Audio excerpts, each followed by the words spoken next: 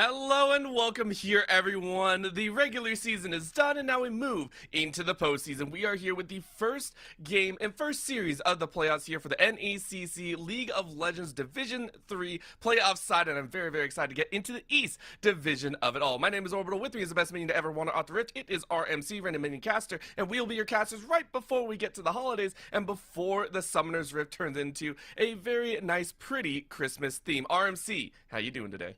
Overall, I can't wait for the Christmas theme to hit, but I also can't wait for the games to kick off, because as you mentioned, we're into the playoffs now, and NECC has so many teams that we've got different East divisions. Not only do we have a West division, an East division, and Northeast division, within the East division, there was East A and East B. So our two teams tonight, we've got one from East A. They are the second seed coming in from East A. It's Kansas State University, and coming up against them is the third seed from the East B division, University of Florida, Club Orange.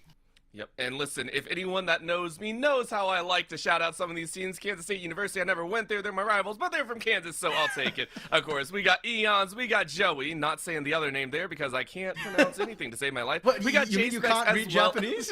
Absolutely not. I am only English, and that is to the disgrace of my parents. We also got VV1 and then Winter riding out. In Kansas State here, they have been showing up in their own way, ran out 4-2 in the regular season with a 10-5 record in the game score, which is not that bad in my opinion. And for UF Club Orange there, it's actually going to be, I believe, Gorilla Bomb in the top lane, hashtag retro, Toji Fushiguro in the jungle position. A very Japanese sounding name for this jungler here. Finding Corey, not Dory, in the mid lane. Scissors Baka, aka Cody. We'll have to decide which name you want to run in the game there. And Nelly as support rounding that side out. Yeah, I mean, for the UF Club Orange as well, they had a fairly similar record. So you and I, when we were taking a look at some of the matches that we could cover, this is probably the one that made us think, well, you know, it might not be the most hyped. These are not schools that we have seen on the broadcast so far, but if anything, it will most likely be bloody here in this BO3. Big first up, I like to look at these two teams trying to go at it. As you said, the record coming in for Kansas State right now, they are 4 wins, 2 losses. It's worth noting that on the East A side of things, they actually had 7 teams, so they only get 6 rounds, whereas University of Florida, the Club Orange side, they had the 8 teams, so they're coming into a 4 wins, 3 loss record. So very, very similar matchups, and they both have very exciting players. Both the top laners, Eons for Kansas State and Gorilla Bomb for University of Florida, both these top laners like a lot of carry-style champions. A lot of times you'll see them pop off and kind of drag the game, kicking and screaming their way. The junglers as well, for Toji Fushiguro, he's apparently an international student from Peru, just joined University of Florida this year, and he's got some spicy non-meta picks, that things that he likes to play. He played a Tryndamere one game this split, Tryndamere jungle. I don't even know when I've ever seen that, if I've ever seen that, but it took over the game. I think it went like 13 kills or something like that. Absolutely just wrecked everybody. So that's really interesting. KSU, Joey into the jungle. It kind of role swapped a bit. I believe he was actually a mid laner that switched to mid to make sure Eons and J-Specs got their respective roles. I think he's been a big part of kind of setting up his solo lanes for success as well. So the top side of the map for both these sides, very, very explosive. And that, to me, it makes me very excited for the matchup, but also a little bit worried because, especially when it comes to playoffs, the best of the best tend to come out to play. And for me, it's not always about the best up there. It's also about who steps up to fill those shoes that might need to push them over the brink. And to me, that is the bot lanes. When we look at VV1 and Winter, these two have been a little bit lackluster in the season for Kansas State University, but if there is a time to show up, it would be right now. Bring out a little bit more. You know, you've been playing things like the hyper carries, the Jinx, the Misfortune in your games, playing the Kate the Sivir and all that, but step up, be that main star that you want for the team. And then over for University of Florida Club Orange, I mean, Little Baka, when you got a name like that, I mean, we don't want you having to go by your name in the game as well. We want to see you step up and be able to show up and maybe be that hyper carry if you're running anything outside of the Ashe. You know, has a really nice Ophelio and Kog'Maw, which could be wild to see here in these maybe late game scaling compositions. I'm actually really curious to see how Lobaka ends up playing, because he's been playing things like, as you mentioned, the Aphelios, the Kog'Maw. He's also got a Xayah, which sometimes he plays to kind of allow his top side to play a bit more aggressive and do what they want, and then he can be a little bit more independent with Nelly, just a bot lane, kind of just surviving and then cleaning up after the initial chaos goes down. But he's also got a Neela, which feels very different from the other champions. With the Kog, with the Aphelios, with the Xayah, it's all kind of sit back and just play your own little game, try and play from safety, like an artillery piece that your team needs to set up for. Whereas the Nila, that's kind of going in, going ham. And I have seen a couple of bans being dropped towards that Nila. Fingers crossed. I'd love to see that sort of champion grace the Rift tonight. Yeah, but you know what will most likely be banned out truly over the Nila is, of course, the Zoe, one of the things that you and I were talking about, which is a little bit silly champion. For finding Corey, they have had, I believe, Zoe banned against them 11 times, which speaks to the mid lane prowess. A little bit surprising over there, but at the same time, for the mid lane matchup, I'll be interested to see how it goes down for myself. Primarily, I'm always a big mid lane fan, especially with Faker actually pulling out a Nivea, which is you and I have played a Nivea quite a bit, so we are seeing these kind of flush rotations of some champions that have made it onto the pro stage, that have made it in these areas, and seeing these, I wouldn't say unique, Zoe's been in the meta before, but to see these champions that maybe don't get as much screen time as of late being brought to the forefront and even drawing so many bans makes me very excited. And if you're a fellow of the sort of NA developmental scene, you might know a player called Samakin. He plays in CLOL as well. He's a big Zoe aficionado, and it gets permabanned against him. I can see, Corey perhaps finding that same level of success. It is a champion that can find picks out of absolutely nowhere, does a ton of damage. Even against tanks, you can't eat too many of those sleepy trouble bubbles, or you're going to be in trouble. But Orbital, Finding Corey's name is Finding Corey #Zoe. So I feel like we don't see the Zoe bans come through. That's on KSU maybe not doing their homework. Either that or they've got some sort of answer prepared. Yeah, and let's hope that answer comes out sooner rather than later. And the answer is follow that bread and butter Yep. on the ground there. The Zoe banned away. UF is not going to get that ZOE, and it'll be banned out here. Now, maybe a little bit later on in the draft, if we go further into maybe even game number 3, things might shift around. Who knows? However, on the top side of the map, Respect handed over to the side of Eons, being banned out on the Cassante, which, of course, to me is always a decent ban if you just don't want to deal with someone that knows how to take over the lane. I think that's an interesting one as well. When I did get to speak to University of Florida's manager a little bit, Grace, she was mentioning that, the top lane is something they're very aware of. They think Aeons is a really good player. So we also talked about how we thought maybe the top lane would actually be a focal point when both these top laners have the ability to pop off. So we're seeing a lot of top lane focus. Now, I do think they'd be a little bit remiss for University of Florida side if they don't respect J-Specs' pool as well. We talk about the Zoe for finding Corey. But J-Specs has an Akali that he's more than willing to first pick and take over games with if he thinks that you don't have some sort of point and click CC. The Nila ban, like we talked about, being removed as well. Yeah, it just surprises me to see that in the first round. Normally, if we see an ADC ban of certain priorities, it's a more meta ban in there, something like the Jinx, if you're in game 2 or game 3. And then in the same respect, you just talked about RMC, the Akali being banned out. It's just, again, very surprising to see where those, where the ideologies and where those worries come from for each team. The fact that we actually got Little Baka's Nila banned away forced more into a priority of the Aphelios, the Kog'Maw, and the Ashe. But the Xin Zhao is locked in. This is another standard go-to. I wouldn't be surprised to see an Orianna drafted for the side of Club Orange, just saying, look, we got to get it out of there. We can't really deal with it. You could even draft the Wukong or Orianna if you do wish for your own end. Yeah, and for the side of University of Florida, they are not opting for the Wukong. Instead, they've gone for the J4. Now, Orianna, as you mentioned, is still a pretty strong mid laner in general. Even with the nerfs that came through, it just means she doesn't build Rod of Ages anymore. She can rush a damage item and still have that impact. And as you call it, Orbital, spot on. It is Orianna and J4, a really good sort of team fighting combo. And I do like that for University of Florida. I do think they found success when they've managed to play a more measured sort of team fight. Whereas Kansas State University, I feel like they're a team that traditionally finds more success off their solo lanes, getting like big carries, getting pop-offs and snowballs rolling. So I wouldn't be surprised if we see them saving those for later in the draft when they have a better idea of what sort of carries they can run into what UF Orange is looking for.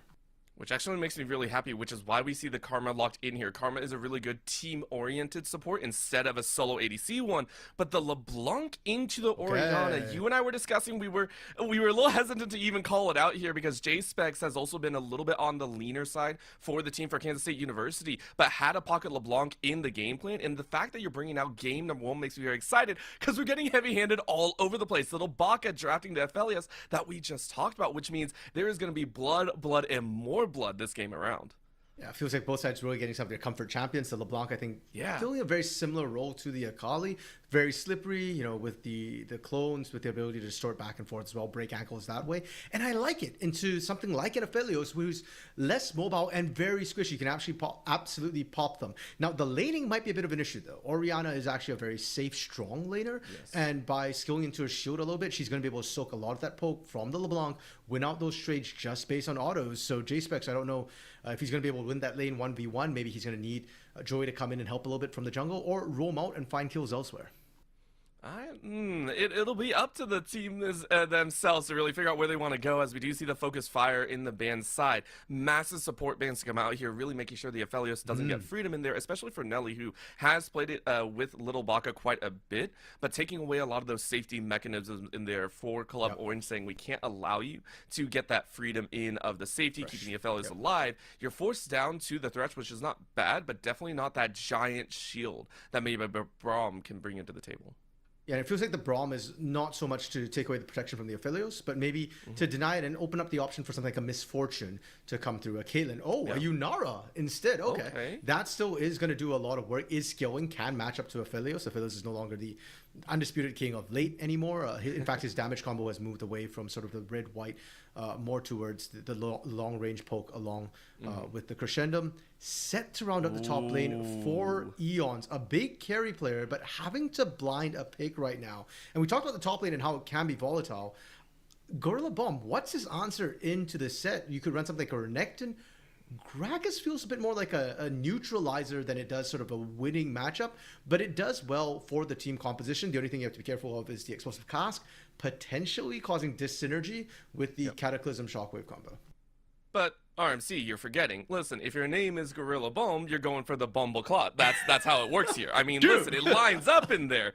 But I do agree, it is more of a neutralizer, especially considering Eons has 4 games currently locked in just their regular season play. It's very, very experienced on this set, which to me means you know how to play around this matchup. You probably played against the Gragas before, and you also understand that when it comes to the focus, I'll be very interested to see exactly, because you look at KSU's side with the set locked in, there's not much extreme team play. So just like you pointed out before, KSU going for much more individualized and stylistic choices of, we are going to win our lane matchups and carry on from there. We are into the game, ladies and gentlemen. We are here for game number 1 of the Division 3 East playoffs here with the NECC. So if you're excited, if you're hyped for the players and for the teams to see who takes the series, please go ahead and get hyped in the chat all the same. Starting out though, Winter spotting out this little invade here and says, I don't want to deal with it. Yeah, and it's really interesting because we look at the drafts, and you can tell right from the get-go from the drafts that University of Florida Orange, they want to kind of team fight from start to finish. Their entire comp is kind of built around that. Whereas, as you mentioned, KSU, a lot more sort of individual play with the LeBlanc, with the set. Heck, even Yunara is mobile enough that she can look to kite some of these fights on her own, as long as she's not locked down by CC from the get-go. And at level 1, we see UF Orange group up and move aside. If you looked at where Kansas State was, they were spread out, 5-man defense, every man for themselves, just kind of making sure they don't get invaded. At the end of the day, nothing happens. We're just seeing the wards kind of traded, but I do think it's very interesting how clear-cut their identities feel right from the get-go. It makes me very happy though, because when you take a look at comps and take a look at their stylizations, I want to make sure that they have it concrete by the time you reach playoffs. You need to have your identity, you need to have your game plan set from the get-go, and then you adjust from there. So I do appreciate the fact that it is, as you said, very clear-cut. Answers from both teams though, as lane matchups are very stark standard, nothing too bad, everyone in their proper assignments. For the junglers though, both starting on the top side with a little information in the same. Toji got a little bit of help with the warding vision, so we'll understand exactly where Joey is as well. Oh, coming down from VV1 already. I like it. I like it. Little Baka, I mean, you had to know the level 2 was coming here with how VV1 and Winter were playing. Yeah, and unfortunately, I feel like Lil Baka and Nelly took a little bit more poke than they would have wanted. I was already kind of curious where Toji's going to look to gank as a J4. Because you've got great gank assist as J4 with the flag and drag as early as level 2. but your lanes don't have that much damage to really get that kill threat. Like in the mid lane against LeBlanc, she's going to distort away. It's hard to lock her down. Top side, you're already seeing Eons dominate this matchup against Gorilla Bomb, and so I felt like bot side was the option, but Lil Baka might just drop here. And one more auto attack could do it, but a flash underneath the tower will keep you alive for just a moment. You have to burn barrier. And you lived with single-digit HP. Wild stuff here as KSU's bot lane. We said they had to show up here in this playoff moment, and it feels they're doing it without much coaching there. I love the fact, too, that, we talk about this top side being the explosive side. That's where the blood was going to come down. No. It's VV1 and Winter, who've been quiet for much of the regular season, just crushing it right now, dominating this. But Lil Baka goes back on really awkward timing. He's just coming back with a long sword. Wave bounces out, so he's going to be down CS. And VV1 and Winter, they don't need a back just yet. They can actually stay around if they want, get some more poke, and then maybe they'll get a cheater recall if they get another pick, because Nelly is low on health right now. It's a very nice wonder that they had right there, and so I'm very, very excited to see how much further it goes. In the mid lane, though, we're seeing a little bit of a chance, finding Corey and J-Specs both trying to trade out fairly heavily here. A little bit of struggles there, though, for J-Specs, as they have a lot of mana, but not so much HP, and it's the inverse for Corey. So both mid laners are now going to take that time recall. Low on the CS count, though, for Corey, so nice job by J-Specs to ensure that buyout isn't that strong for their opponent. And that's actually absolutely a win for J-Specs to be able to find that lead. Like we said, in lane, Orianna can be very oppressive, and with the specific matchup into LeBlanc, skilling into the shield early on nullifies a lot of her damage. You win out favorably in terms of the mana trade, and then your auto attack with the clockwork passive gets you huge advantages. So J-Specs finding that advantage, finding that little bit of an early shove as well, that's really good for Kansas State. And you add that to how the bot lane's been going to dominance that we've seen Aeons get with all the lane pressure he's getting as well. And I think KSU, they're kind of where they want to be right now. They do need to accelerate come the sort of early to mid game, but we're only 5 minutes in, and the laning has been perfect for them. And considering the junglers took a bypass, we saw Toji reach into that mid lane for a moment. Means that VV1 and Winter aren't going to be punished for quite some time, which makes me happy all the same. Dragon is currently up. It is going to be, I believe, a mountain to play for. Interesting. Not the most thrilling dragon to hold, but if anyone does decide to either gank the mid or bot side, hey, an opportunity might arise to start clearing those dragons and looking for that global objective take. And if there's one place right now that UF Orange is doing really well in, it's Toji. Toji managed to get both the scuttles. Oh, Corey. Well, we were talking about it, but I don't think we were expecting Corey to be the one to get sliced up here. Yes, the 3-talon strike is good, and that is going to be a piece of heaven for Joey in the mid lane. First blood. Win didn't quite become lightning there. The flash actually, I think, shifted Joey away from landing it, but it brought him close enough to be able to finish that off. And just like that, overall, we were talking about how Toji was getting a little bit ahead, and now it's been completely answered. Yeah, well, right now, maybe overstepping a little bit as the tower is going to take one piece. Remember, there is no flash available, which means poor Xin Zhao goes down. Zaheen is going to be quite happy about that one. Winter running for their life at the current moment, but VV1 throwing a little bit of a bolo and saying, you're not going to fight against us that easily. And V1 Winter still willing to step up and trade. Really? They know Toji's nearby still. He's probably still there. Yeah, and I don't know about this one. The barrier is now up, of course. Flash or flash, though, as Toji recognizes that, hey, I can't be here much longer. It is going to be the lethal tempo up for VV1, but the bait out brings a flash or flash. And little Baka and Nelly get a little bit of revenge in there. Yeah, but it does come at the expense of Toji being very, very far behind. Nelly being cancelled again. And Orbital, we were talking about that early Drake. For all that Toji got the lead in the jungle, significantly about a level, half a level to a level ahead, he's not going to be the one to secure this dragon because his bot lane did not secure the priority. VV1 and Winter able to burn so much time, so much resources away, and allow Joey to pick that one up. And we appreciate that again, especially for Joey, who they've been active on the map, and they want to keep that momentum going as well. This is only going to empower their jungling prowess, and KSU so far looking better and better. On the top side, though, we know it's not really set in Gragas. Just as a heads up, it's Gorilla Bomb versus Eons. Both of them thought they were too good for us. They thought, hey, listen, we got to hide from the fans. They got streamer mode on. They're like, yo, we can't show anyone that we're playing in a match right now, but it is those two up on the top side that are still fairly quiet, and so far that does mean Gorilla Bomb is doing what they're supposed to, which is neutralize the lane, don't allow a massive CS lead, and keep it neutral. Okay, just a bit of trading in the mid lane there. Half health on Chikori. It is funny that both the top laners are the ones running streamer mode. It's almost like they handshake an agreement there. And I did want to highlight too that for Gorilla Bomb, we're not seeing the usual Rod of Ages build come on the top lane. A lot of times you see the catalyst being built up Rod of Ages into a tier item, and the tier item can either become a Ceres if you're going for more damage, or into the Fimbulwinter build if you're going a little bit tanky. Instead, it does look like Gorilla Bombs just went for the tier rush early. And with the Blasting Wand, that does suggest potentially a bit of a Ceres Embrace build. Oh, well, you know what? That lantern might not have been taken, but for Eons, you're getting a little bit extra shielding. Winter was here to ensure that Eons is safe.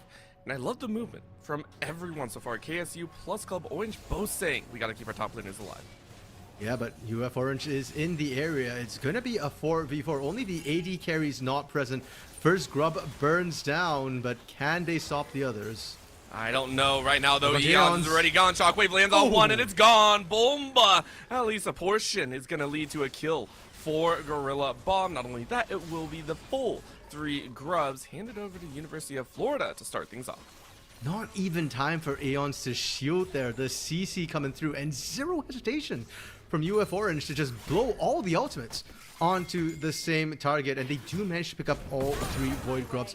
Overall, the early game looked good for Kansas State University, especially with the early rotations. But if we look at the gold right now, UF Orange has quietly now pulled ahead. You look at the CS numbers as well. Besides the mid lane, Gorilla Bomb and Lil Baka have actually managed to find a way to somehow catch back up and out CS their opponents.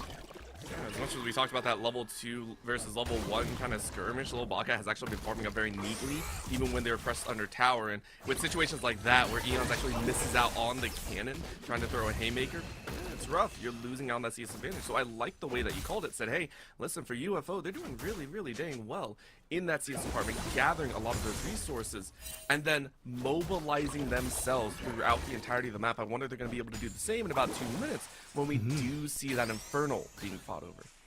Yeah, and especially that first item power spike, that's when I really feel like KSU needs to kind of step on the gas, accelerate the game a little bit, especially the LeBlanc. That's such a big win con for them. But if you're just kind of going even, you're not really strong enough to take over the game. And as it gets later and later, I'm liking the UFO sort of front to back composition with the engage, with the Gragas to provide sort of peel. And I think Nelly's been doing a phenomenal job right now, just constantly bodyguarding for Lil Baka to make sure that Lil Baka's able to kind of stand there and pump out that damage. It gets even easier as the game goes on, and if Fellow starts doing crit, more damage, and then those Infernums. If he starts out with the right Infernum, it's going to be massive. Well, right now for Aeons, they're recognizing that they're not here with the right type of guns, not with the right type of health, because that is going to be a Cataclysm and more. Feat of Warfare claimed, botting Aeons in the top side. Well played to a Gorilla Bomb and Toji for those. Yeah, Gorilla Bomb really popping off, blowing things up in the top side. 2 of the 3 kills all up in that top lane right now, and at this point I fear that Aeons, you know, we kind of saw a little bit too, that Belly Bump messing up his targeting, his aiming a little bit. I don't know if he's okay in the 1v1 anymore, and I think if anything, Gorilla Bomb's more than happy to sit up here, you know, take those plates, and when he's unleashed into the rest of the game, AP Gragas is a really strong team fighting tool as well. That is true, that is true. I mean, we've seen the days of just a true one-shot ability that was the Gragas back in the day. It was a brutal time during the reign of the AP Gragas where you really hated seeing that cask fly out. It was literally just one cask, by the way. It wasn't even like the combo. It was just the ult, and you're like, I don't like life, quite honestly. Yeah, unfortunately for Eons, he's not building any Magic Resist either, so yeah. He's living the battle days right now. And I do get a little bit concerned. Okay, so Gorilla Bombs, he built the tier to get stacking early, didn't build the catalyst, actually went from blasting one directly into Rod of Ages. And you know what? When you're that far ahead, I like it. It didn't slow him down whatsoever. He's going to get that skilling, and the additional stats he gets right there, sure, it's not going to be quite as, you know, impactful if he started the Rod of Ages without dipping the tier, but he's so far ahead enough right now that he's still going to be able to continue dominating that top side, and the skilling will be good. I think it's a sacrifice between outright damage versus sustainability, and you recognize that Toji was in the corner, so you went with the damage, which I appreciate. Nelly, though, recognized that, hey, I can't really be here too much. Got scared out of the box, which is by far the most boring ultimate name, by the way. Come on, Riot, update that. But it is Dragon that we are focused on, and without the box, that is a lot of safety that UFO won't have for the ensuing battle. And it's not just that, it's a great hook to answer back, but it's still a death of your ADC. Shockwave only landing on one. Flash sword from Toji as he tries and jump on the ADC, but it is the poor Yunara as BV1 is knocked down. And it's a follow-through of 2 more as UFO take a team fight and more. And you have Orange, they are moving together as a group. That teleport coming in from Gorilla Bomb as well to secure the differential. I love how they assign the targets. Toji went in and went, okay, good enough. You've got the Shockwave onto the Xin Zhao. I will keep on going to hunt down the rest of this team. Find BV1, get that carry dead. And sure, look, Aeons gets that free time in the solo lane. He gets another 2 plates, which kind of evens things out. But I think UFO are more than happy to make that trade. And now J-Specs behind enemy lines is just leashing for Gorilla Bomb here. Oh, that's the worst feeling as well. I also don't know why you're trying to take a camp as a LeBlanc that has 0 kills. Like, come on, let's be honest. You're not taking that camp that quickly. Because you have 0 kills overall. Okay, you're not wrong, but still, it's like, bro, you're not chewing through that. You're not chewing through that camp anytime soon. Either way, though, well played so far. As you said, from UFO, who, for the University of Florida Club Orange, they have very much focused on this team play, on sacrificing individuality for the betterment of the team, and I respect it. Not only that, finding Corey doing the exact same, by the way, went for the Rod of Ages build, which we just saw, which means that this LeBlanc is going to be more and more negligible as the game goes on, which puts KSU's individuality with the laning aspects to a little bit of a test. Yeah, and a bit of an opportunity if you want to look at it kind of the glass half full way, where J-Specs now has a window where finding Corey is still going to be stacking that Rod of Ages, and it is a bit of a later Rod of Ages than ideally you'd like to see, so J-Specs could maybe take advantage of that, try and win out the lane a little bit harder. And no, J-Specs has been winning the lane. He's up 22 CS. That's roughly almost 4 waves of minions that he's up, 4 waves. But he hasn't gotten any kills yet. He's not really accelerated the game significantly, and he's not been able to, most importantly, get out of his lane and roam into the other lanes and impact things. And I think finding Corey with the Rod of Ages is only going to get harder and harder to deal with his tankiness. Well, right now, Joey says, I'm done being on the losing end of the battle. I'm going to try and win, but Nelly is able to survive. Toji jumped on TP in. from Corey. But considering they're the ones that were playing safe, it's a little bit of a slow find. Corey has to flash away after TPing in. So KSU, for the first time, does feel like they're having the ability to join on into the battle. Of course, in comes Gorilla Bomb, and as soon as that big man steps up, everyone else shirks away. No one wants to deal with that. Cask, another hook coming out here, though, as Nelly draws him in a little bit closer. But again, you're not willing to risk your life just yet. KSU taking this time to try and power through the first tower of the game. They do have the inside track, but now Gorilla Bomb stepping up, leading the charge. They find a pick. And that's going to be more than enough to pop the fight off, and a massive ult to come on in. As the Haymaker comes on through, it will be Eons to try and even things up for themselves. And the rest of UFO scatters. Corey on the wrong side of the map, and you are chained to the ground and slowed. It will be VV1 to pick up their first of the game as KSU come out with the teamfight win. And that's the thing with throwing haymakers, Orbital. They're hard to land, but get the right one. And Aeon just ripped right through them with all that true damage.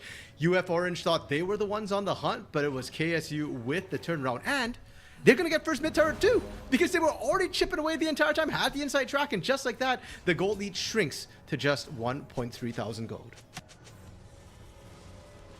Beautiful time for KSU to step back in. Their scramble fights have looked better and better here, which I really have to give credit for. I talked about the fact that for UFO, when they are grouped up, when they are on firm ground of how they want to start a fight and all, they've yielded results. But for KSU, the scramble and the chaos has yielded better results for them so far, which I highly respect. And with Hextech Soul to play for, I'll be very interested to see which way it's going to go, because I always feel like Hextech creates some of the most ridiculous situations with the portals, with being able to round around the map very quickly. And so far, we have seen the teleport be very, very impactful, right? When Gorilla Bomb showed up on that bot side with that teleport, it was huge. That board vision that we're seeing come down from UF Orange, which, again, note, Gorilla Bombs has teleports, so those are all potential entry points for him. And for KSU as well, we saw the teleport, or the lack of a teleport come through initially, and then Eon shows up with his TP was massive. J-Specs had to walk all the way up, gave that early control over to UF Orange. So the map mobility, getting to these objectives is going to be massive. 30 seconds till Dragon spawns, and right now it's UF Orange with the better coverage. Of course, how will they use this coverage? Right now, LeBlanc is still on the top side, so J-Specs trying to keep Gorilla Bomb in control. TP available for both of them, which makes sense, but so far it has been UF Orange making sure to make the call as soon as possible to get that TP in. Say, let's go ahead and bring everyone to the fight. Pincer coming in, though, as it is Eon's kind of breaking off from the bot's side. But Joey rounding in, saying, let's not fight just yet, as we are going to play safe topside, though, falling away of UF Orange, as J-Specs can't handle. Yeah, and just like that, UF Orange, they can take their time. The TP from J-Specs is actually being used in the top side. It gets spotted, and you can see that's the immediate call signal for UF Orange to go right into that Dragon Pit. There is a control ward in the back there. They're able to clear that out, but does KSU want to fight this 4v potentially 5?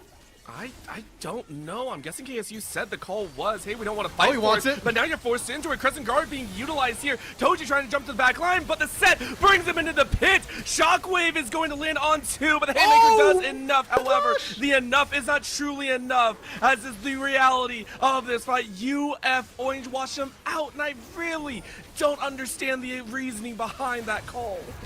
Look, I agree with you. I don't know why KSU was looking at it, but when they pulled the trigger elbow, they made me believe for a second. Yeah. It was Noe who finds the hook, and I appreciate how KSU just went, we're caught, bet, we'll fight. And they just went in, and the 4v4 actually looked good for them. Up to the moment where Gorilla Bomb showed up, KSU could potentially have taken that fight, but it is ultimately a 5-man game. It is the difference that the teleport makes, and just like that, Gorilla Bomb gets those kills, accelerated 7.8k gold almost for Toji and for Gorilla Bomb. And not only do they get the Dragon, not only do they get the kills, they're going to be able to pick up the Herald to boot as well. And top lane is already primed. They don't need to waste Herald on that. They can save it in the mid lane. They also took the tower on the bot side too, so that is a 1, 2, 3, 4 punch.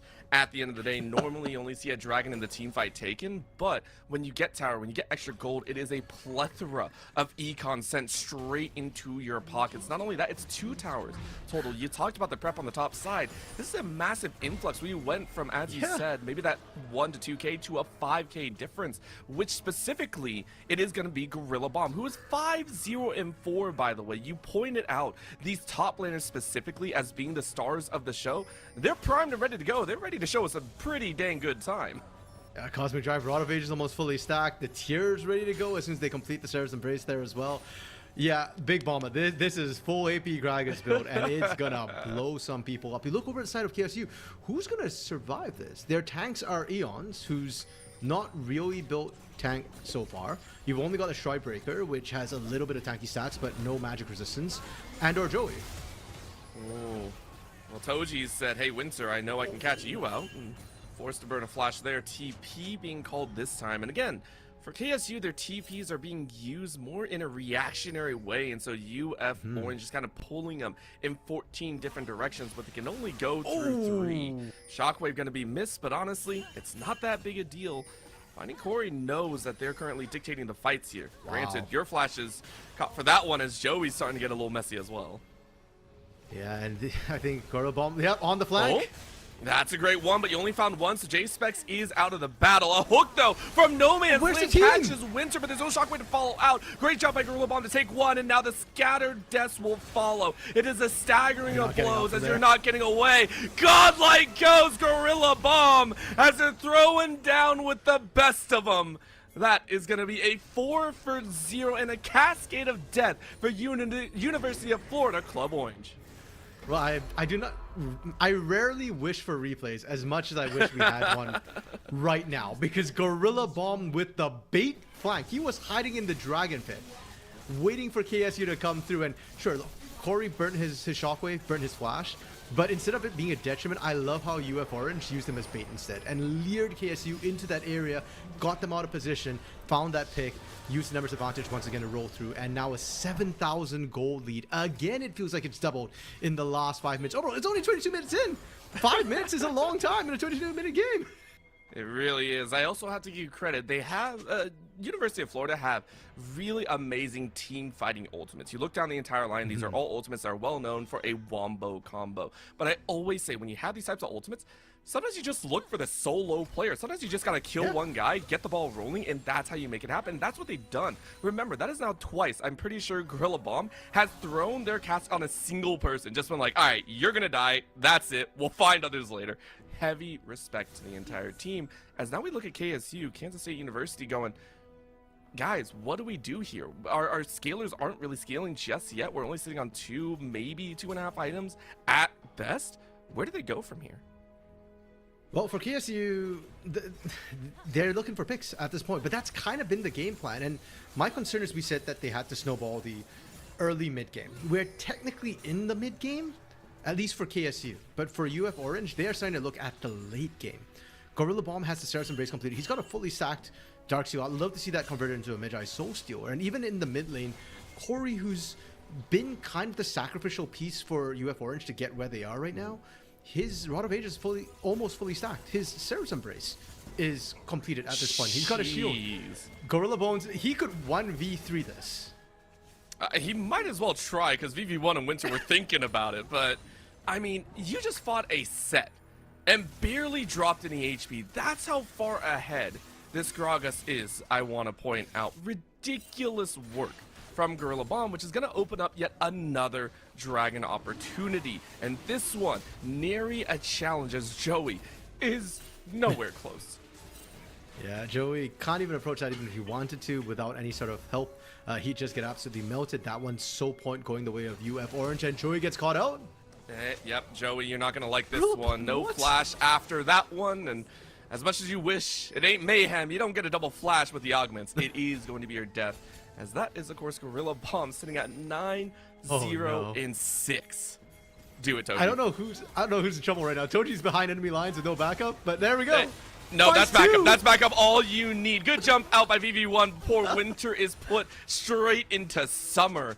And yet again, it is University of Florida Club Orange that are calling the shots, pulling the trigger, and finding wins everywhere. Brother, we're approaching winter here in North America. So you're telling me they blew winter all the way into, like, what, Australia? Somewhere down south, down under? Yeah. The regions of foot? They're there for right now. At least Winter specifically is 0-5-1. This poor Karma has not had a good time. No, and the unfortunate part for, I think, Winter and VV1 is I think they actually did very, very well in the early game. And even now, I think VV1's positioning very, very well. Winter is having to die because he needs to ward for the team. And he's not a tank. And UF Orange, they just have so much burst. If you get caught, you're dead. I mean, look at J-Specs right there. J-Specs is just running for the hills. He knows that if the belly slam lands, if the explosive cast lands, even with the double distort, he might not get out. He'd have to burn probably the flash even. And still, that's a very long lane with the Cosmic Drive Gragas running you down. I think Gorilla Bomb might be able to catch up if he was really willing to fully commit. I want to point out, if the belly slam lands, you're not worried about trying to flash away. You're just worried about surviving. That single belly slam is going to take a quarter of your HP. Right now, we're looking at this Baron up, as well as 25 minutes is hit. It could be bad. It could be bad, as we already see it. Down goes Joey. We were wondering where the Death Brush was. It's right there. UF of Orange is just screwing with us right now. They're saying, hey, where are we? Are we here? Are we there? Are we everywhere? We're literally in your face, and they are looking at Baron afterwards. 20 kills in 26 minutes. Indomitable, it feels like. And to be fair to Joey, I don't even think he necessarily did that bad a move. Like, him dying there doesn't change anything. He'll be back up by the time UF Orange are actually looking to set up a push. They had no vision. And we already talked about how for Winter, it's so hard to walk out there. You're not an engaged tank. You don't have that tankiness. You're a Karma. And sure, you can poke really well, but you need a team to walk up and get vision down. So your next best objective, send in the jungler. If you're lucky, you get in there. Maybe you go for a smite steal, smite fight. But UF Orange, they're too prepared. They're not taking chances. They set up a death push instead. Found the jungler, no smite on the table. Then went to do the Baron. And UF Orange, yeah, the only hope for KSU right now this game is if UF Orange mess up. And UF Orange, they're not looking to mess this up. They are closing this out clean right now. Yeah, I mean, it's also the other side, as we saw. I'm pretty sure Eons has now missed 2 cannons on stream, by the way, which I feel bad about, but I had to point that out, which is why you're currently sitting with tier 1 boots. That is totally what it is. What is that, 150 gold that you missed out on because you missed 2 cannons? Feels bad, man. On the flip side, Little Baka makes sense considering you're 3 items freaking deep and you're not really having to run away from anyone. You're fine on tier 1 boots. Either way, Dragon in a minute 40, UF Orange saying we are going to take this battle now, warding out the entirety of the bot side, getting ready for this other bot side tower push. What a hook around the red buff. Wow. I can't even fault Joey. That's just UF Orange playing the absolute map. Another Cataclysm landing on top, forcing the flashes out. And I swear, if it's not a kill, it's a summoner spell. Yeah, and they're just falling behind more and more. UF Orange feeling really, really strong right now. They're going to push it. Now, Orbital, I want to go back to your points, but hold on, J-Specs? That was 2 autos. That was 2 autos and a Q to the face from Little Baka, I'm pretty sure. Oh, a Moonlight Vigil. Either way, it doesn't matter. J-Specs can't hold. No one can hold. This is a 1-4 push for the ages as UF Orange are taking everything. Okay, I thought that was a clone actually from J-Specs that went in, dropped the clone, but no, he actually went in, he looked for the kill, and that's kind of dicey. When you, as the sort of assassin mage in the mid lane, solo lane, which is doing arguably one of the best in your team, cannot actually burst out the opposing marksman. If you can't kill Lil Baka, who else are you going for? He's actually the squishiest guy on that team. I don't like hearing those words. Like, seeing Little Baka at level 15, riding high, not a worry on their side, a 250 gold bounty. If I'm playing LeBlanc, I'm crying on the inside, quite honestly. And for University of Florida Club Orange, they're chilling once again. And this poor Joey on kind of frontline duty here, stepping up into the mid lane, can't even get close.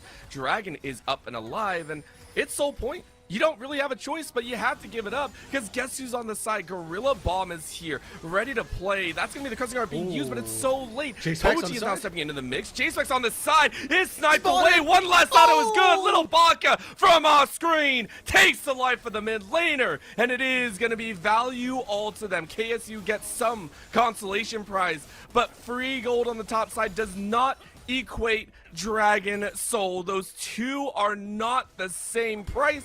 And it will be Hex Tech Soul for University of Florida Club Orange. Yeah, a little bit of gold in KSU's pocket, but Gorilla Bomb on the hunt. He wants this one. This is death. I don't. No, wait, come on. Go for it. Gorilla Bomb wants to. Eons, what you got, buddy? That's going to be the bomba. About half HP, not too bad. Haymaker barely does any damage. This is like Mike Tyson in his retirement match. This is what it feels like right now. This is a little bit of a bullying moment as Inhibitor is going to go down. Gorilla Jones is dancing on him right now. Look at all the healing. A quick draw in, but the final cast will take it. And that will be the legendary ×4 now, as Gorilla Bomb has entered double-digit kill territory. Just saying, still a better Valkyrie match than Mike Tyson. And yeah, all right, I'll give you that one. It's rough. Eon's got him low. Eon's got him below half health. Take that. That's true. If we take a look at some of the earlier matches, though, it was not looking pretty. I mean, Gorilla Jones' bombs was looking great right now. Another catch, though, as Nelly is doing fantastic work on this threat. Toji sets up a little too far, but has that GA available. Resurrects with plenty to work with and gets out scot-free. J-Specs can barely do anything here as they get rooted and denied. Even Nelly gets in on the kill factor. In comes the cast on the side. KSU deleted where they stand. Bring in 2 more for the big man in the top lane as UF Orange are looking to end this game. Orbital. There's no mercy whatsoever. No. Eon's just got home. You know what? Eon's not joining his team. Solidarity.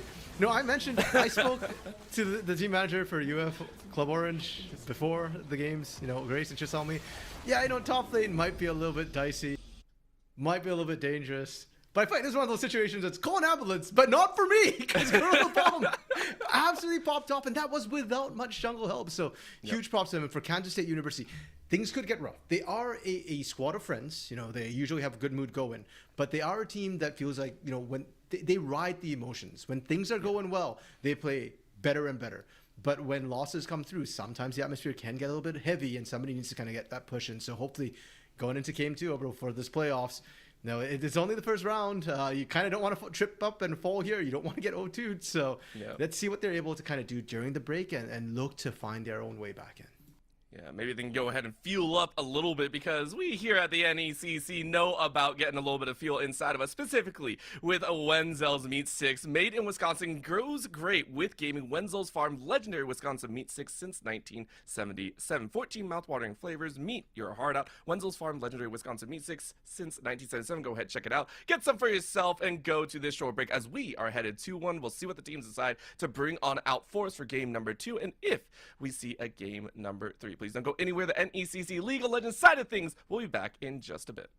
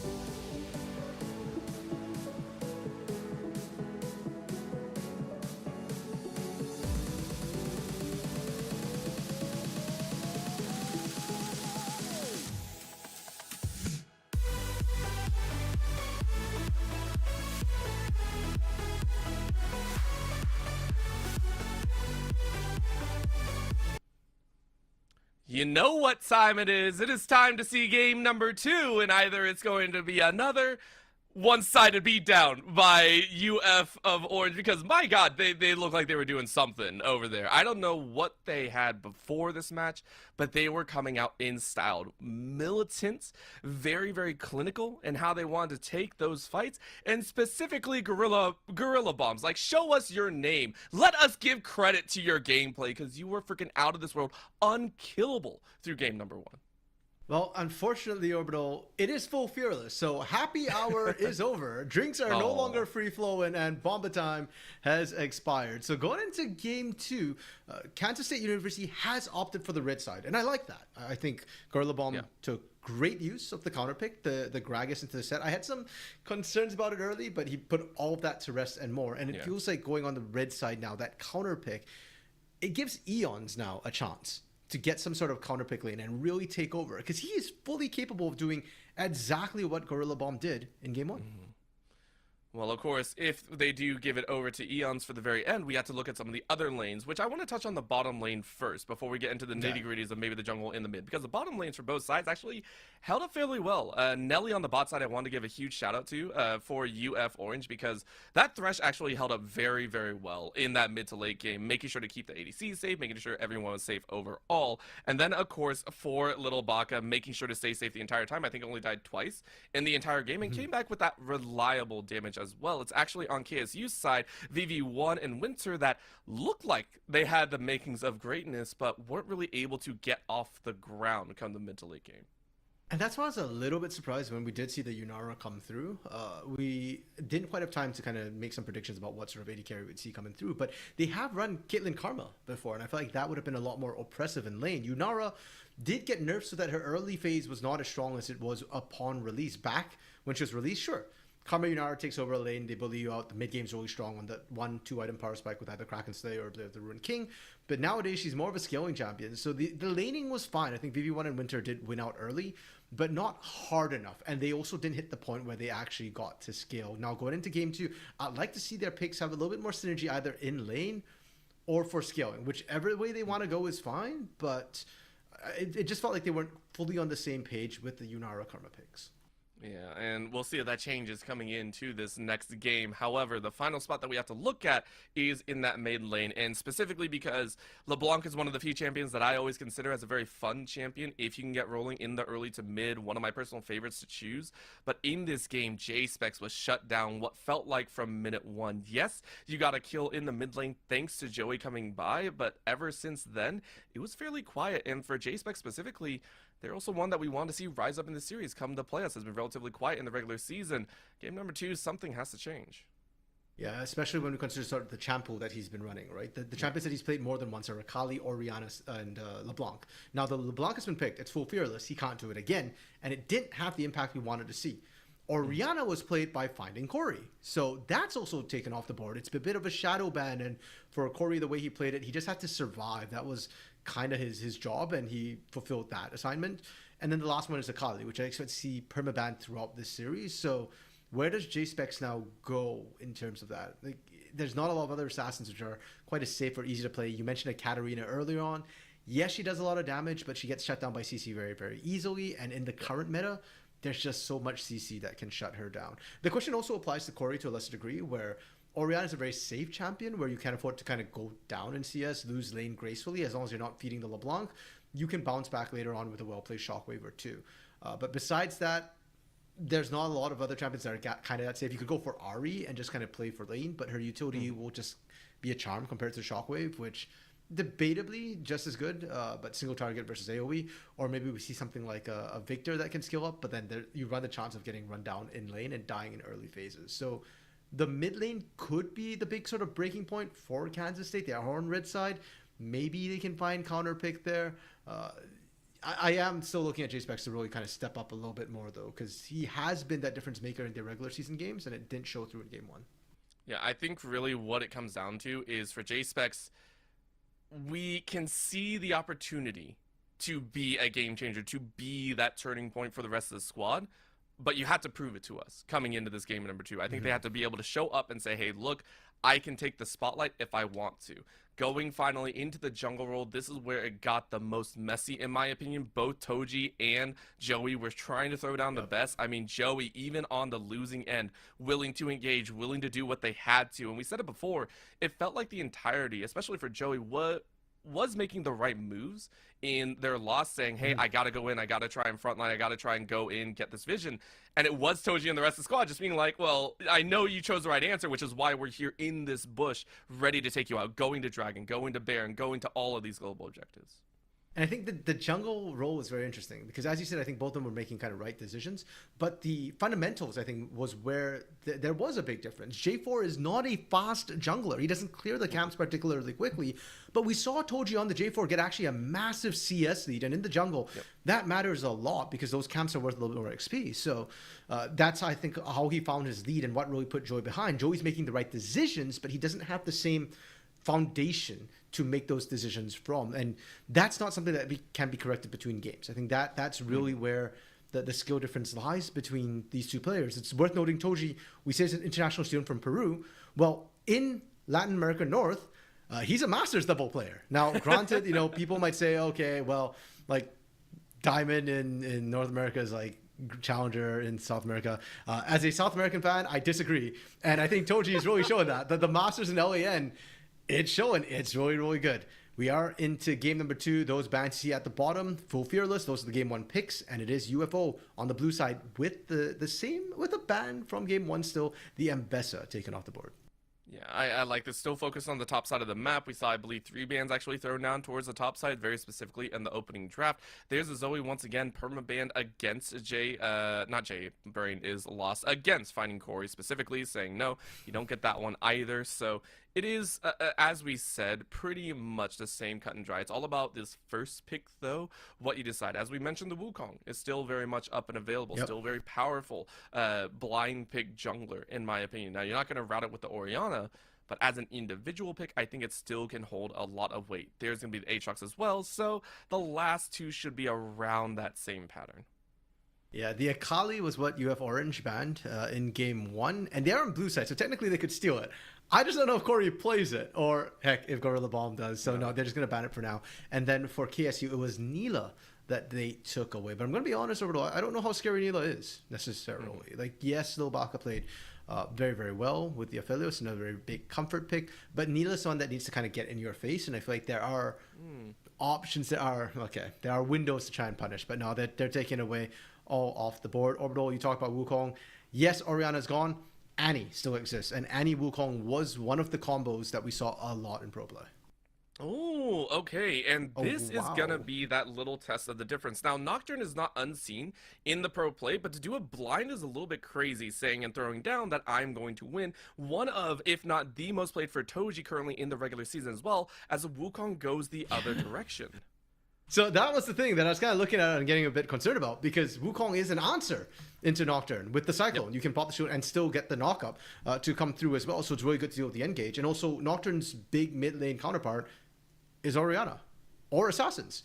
And Orianna's already been played by Finding Corey, and I don't know if Finding Corey really plays many Assassins that can kind of go in and take advantage of the Nocturne. It is worth noting, though, that Joey plays a lot of Nocturne. So this feels like Toji denying that pick away and saying, like, okay, you don't get to play it. I'm going to play it and show you how it's done, paired with the Ashe. So a lot of global pressure already from UF Orange. I mean, it's all over the place, really. It feels like it's going to be fun here either way, because anytime I see a Nocturne, it always makes me happy. But there's a scatter ability, but maybe from the other side. We were talking about KSU specifically, looking at VV1. On the Xayah, though, stealing that one away specifically from Little Baka, saying, I need that safety because of the Nocturne. Well, guess what? There's so much more getting fired at you now with the Ahri, with the Ashe. A cover of that Syndra in the mid lane, which I actually really like. I love Syndra personally as a champion. But again, a little bit worrisome on how well it's going to play into this mid lane, because the Ahri Syndra matchup can be very explosive, especially if the junglers come to play. As much as we kind of question J-Specs' impact in the later game, we never once doubted what he was able to achieve in lane. And with the Syndra, especially, if you're able to land those orbs, it is a very painful lane to play into, even for the likes of an Ahri, where once there are enough orbs, press R and congratulations. You just hit the outplay button.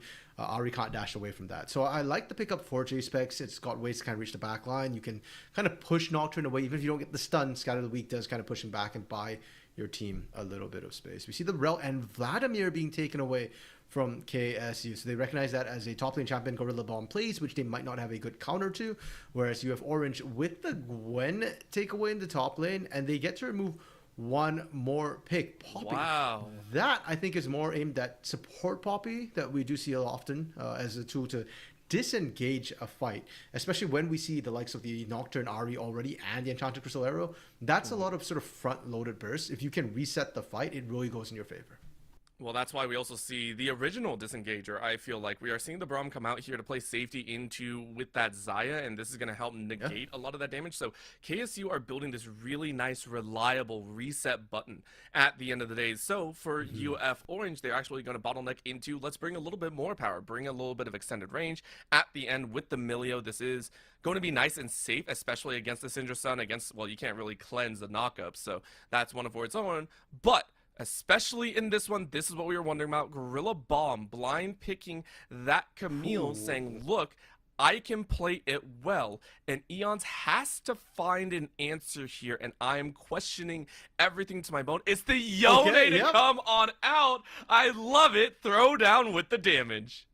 Look, I know that Eon's played a lot of set in the regular season, but it was his Yone that caught my eye. That is a champion that can absolutely pop off and take control. And he's had games where his team was struggling, and he just finds that critical ultimate, finds Fate Sealed onto the squishy targets, and absolutely pops off, takes away. And I'm looking at the compositions as well. For KSU, they've actually drafted themselves a really good team fighting composition, which is kind of funny when you think about Game 1. Game 1 was all about the individual carries, and it was less about the 5v5s. But this time, they've got the 5v5s. They've set up J-Specs and Eons on big carries of their own. VV1 on something that can play a bit safer with the Featherstorm, doesn't rely on the team to peel quite as much. Yes, you've got Winter on your side, but that's really all you need. And I like the pieces that they have. UF Orange, on the other hand, their comp is not a 5v5 teamfight composition. It's a lot more about globals, it's a lot more about picks, and it's a lot more about snowballing, which feels like the KSU style of play, Orbital. So a bit of a challenge to come through. I will say, though, I'm not a fan of Camille blind pick, but when you've got the Nocturne, you can get away with things like that, where if you survive those early couple of levels, and Camille's first 3 levels are very strong, then, you know, once you hit level 6, you always have that Nocturne sort of in your back pocket when you need help, and you just pull him out and play him. Like, oh, you're ganking me, surprise, paranoia, win that out. And if Camille does get snowballing, she is very, very scary, really good duelist, and very good split pusher. To be fair, we also saw what a Camille can do when it came to the 2025 Worlds Finals. We saw exactly what can be thrown down if you had the right buttons. Proactivity, if you're making that call, you throw down the Hextech Ultimatum. It is a free check into that battle. It is a free, free entry into, I got him, let's go. Let's see who gets that victory. But I do agree, the ideologies behind the team specifically, the fact that we do see UF Orange taking this more staunch approach of, we gotta win out, we're gonna look for these individuals, we're gonna look for these kills, and before you can actually group up, it might send KSU into a little bit of a scatter, because once again for them, even though they have a little bit better kind of group up ability, they are still a very individual team. That was their whole basis, it felt like, in the regular season. So coming into this, I like the Yone specifically, but for J-Specs, I really do hope the Syndra is going to play well at the end. But it all begins at that early game. So RMC, I gotta ask you, because we had some fun with the First Blood, a little messy all over the place. I always like to ask you, at least once in a series, where do you think First Blood is going to be? Ooh, oh man, I don't think it's gonna be the mid lane. I do think after watching Game 1, Corey is very good at neutralizing the lane. He'd rather go down CS than die, and I think that is the right call to make. So I don't think it'll be mid lane. Top lane's looking real spicy to me, considering how Gorilla Ball and Aeons were playing, and now Yone, Camille. That ain't no wet noodle fight up top lane. Those are damage carries with not huge health bars early on. But Yone does need time to skill, and really until he gets first item, I don't fancy his kill threat either. So I'm actually kind of looking at the bot lane for now. Yes, it's a Braum. Yes, it's a Miller. Both of them are really good at disengaging. But I could see, a world in which junglers kind of get down there and make action happen. So I'm going to call for the bot side action with potentially, I'm going to say Lobaka and Nelly getting kind of aggressive and taking advantage of the double ranged that they have to get the poke, and then potentially look for some sort of dive. Okay. I'll lean into that one as well. Bot side is where we could see the messy factor, considering both junglers also opted into the top bot transfer in game number 1, but will it be enough is the whole question, and will we get to see that explosiveness from all the teams that we saw in game number 1? So let's go ahead and dive into game number 2. The ever so fantastic statue in the back. What a glory to be seen right there. I haven't actually seen that one. That is a fantastic addition to the Rift. Isn't it the... Oh, what was the theme for 2025? Was it earn your legacy? Prove your worth? Something like that? That feels like what that statue was calling for, man. Oh, well, you know who's also going to earn possibly their death is J-Specs, who is playing on the wrong side of this battle. That's going to be a claw out. That's a follow through as the hook comes out, but the repel ain't going to lead to a kill. J-Specs loses their flash early, but the damage output is huge. Final claw to the backside as Winter gets to walk their way out. Was holding on to that heal, but you have Orange playing into that early game damage spec. And nerves of steel from Winter there to not blow the heal or flash. Got really low, but knew that you couldn't chase Undeterred. J-Specs losing the flash early, though. Let's see if that ends up punishing him, because Toji's going to want to power farm as much as possible. So we don't always see Nocturnes go for early ganks, but I do feel like just transitioning through the mid lane and early level 3 gank might come in handy just to buy Corey really that space that you need to be able to scale up. Gotta love the T1 Yone skin as well. By the way, the Chibi Yone for TFT, greatest thing ever. However, I hate seeing it so often because I always seem to get eliminated by one. I dislike that Chibi model. Either way, though, gotta have a lot of love for the T1 aspect, as they, did you hear the stat that they come up with now? The fact that I believe the T1 skin line specifically is rivaling the most skins in League of Legends right now. I mean, they've won the most times. It's a three-peat as well. Like, they have definitely earned their legacy there with that one. So, you know what? Hey, they deserve it, and I look forward to seeing another team try and break that record someday. Not anytime soon, but someday. You tell me NA's not going to win like 6 times? Come on, bro. NA can't even make it out of the airport, so, you know, we'll leave it at that right now. So Gorilla Bomb waiting on the end. We actually get to see their names, by the way. Shout out to both players during on streamer mode, but getting back into the mix. Junglers opting for the top to bot transfer. Little Baka getting a little bit of a push in as VV1 and Winter, remember last time had the level 2 push. This time around, much more even state for both these bot laners. Yeah, nothing too crazy right now, as we kind of expected, right? Like, we laid the expectation top side needs a bit of time to scale to become a threat. Mid lane, you know, with Syndra, she needs a bit of time as well, and Corey's often more playing defensive. And this bot side, we are seeing the pressure being put down by Lobaka and Nelly, getting that wave into the turret, trying to deny as much CS as possible. But Winter BB1, they're fine with this. They're getting most of the last hits for now, and if anything, I think they're just kind of waiting for Joey to be in a position where he can potentially look for a gank. Wukong ganks pre-6 aren't the strongest, but you can at least gap close and get a little bit of burst of damage down to make the trading a bit more favorable. Make sure to have the HP bars padded for any possible ganks here. Gorilla Bomb level 4, but no wall to really hook onto, so Eon's is like, okay, I see what we're doing here. Overall, fairly quiet, and I feel it's only right considering both teams are much closer in terms of fighting for that level 6. Whenever it occurs, you go ahead, get those explosive ults, and that's where the action is going to occur. Gorilla Bomb, though, eating a lot of damage. I don't know if you actually want to be here. I was wondering about that one, and has to repel their way out. That's a spicy trade that you're willing to go for. That's actually a huge deal, because Camille is kind of strong in her first couple of levels, and then she actually falls off until she completes the Trinity Force. So that was the power spike for Gorilla Bomb, but Aeon's, I guess, knows the matchup well, or is just that comfortable on Yone. He's crushing this early before his items, finding Corey. Oh, if he's got a charm, if he can land a charm, he might be able to get a kill. Not enough mana, but will put J-Specs in the danger zone. Not just that, Eon's losing flash on the top side, so already we are seeing the solo lane. Oh, there we go! To flash forward! Last little auto could be there. No! Oh, cry your way, Amumu, making an appearance, but that is finding Corey to give over first blood. Oh, and it feels so bad. Corey was expecting the electrocute proc to be able to finish it, but it wasn't. I don't even know if it procced or just wasn't enough to be able to find that. And J-Specs getting that early kill, that's huge for Syndra that wants to scale up to get that sort of advantage. And now KSU, I think, going to be very, very comfortable with that. It's going to buy time for Joey as well. Joey now doesn't really need to gank. It's going to be kind of okay to hold this. His bot lane's chilling, his top lane's chilling, and his mid lane somehow pulled ahead. I almost wonder if Corey was expecting the Foxfire flares to pop up and be able to be utilized, but you ran out of mana like you were talking about, so there's so much to question there. Either way, it was a 50-50, you know, started by finding Corey, so hopefully that doesn't change up their mindset, doesn't change how they want to approach a lot of these battles. Ooh.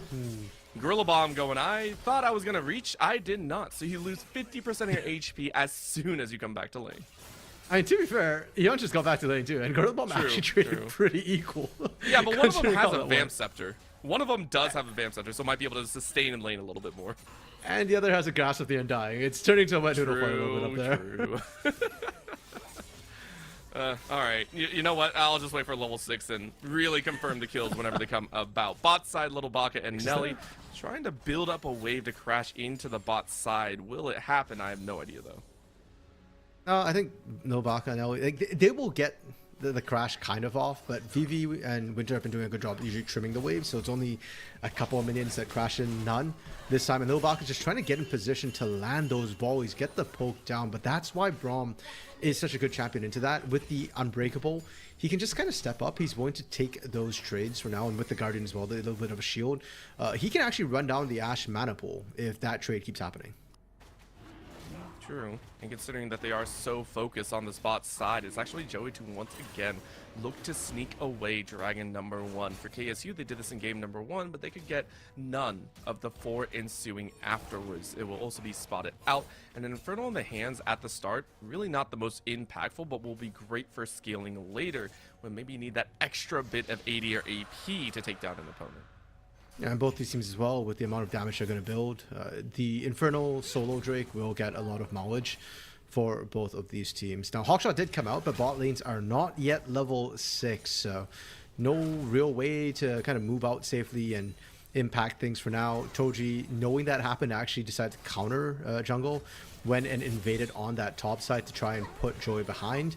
And we actually saw this a little bit last game too, where Joey did fall behind in CS quite a bit. Has been keeping up for now, but with Toji counter invading.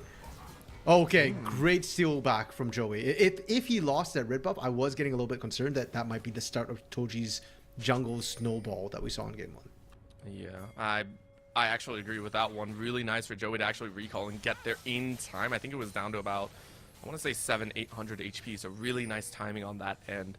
Mid lane, of course, for J-Spec, starting to feel a little bit better. Has a full lost chapter over Corey, who opted for the boots refillables as well as the Dark Seal, so went for a little bit more early game induction in with that gold count.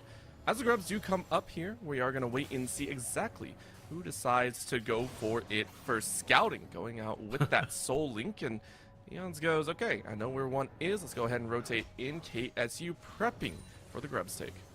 And KSU, with quite a lot of ward coverage down, able to spot that all out. Now, he did at least see the enemy team coming, so will peel off, but I don't think they can even contest this right now. Eons has been doing a good job in that sort of 1v1 situation, and unfortunately for Toji, he is level 6, has Paranoia available, but without the Shockwave combo, with Corey not really sitting on any major item breakpoints, they just don't feel comfortable contesting anything. I mean, I kind of agree with it. You don't want to force, you don't want to give over more advantages. I feel like Corey is also in that same boat of like, yeah, we really can't do anything. I don't really have any major staying power.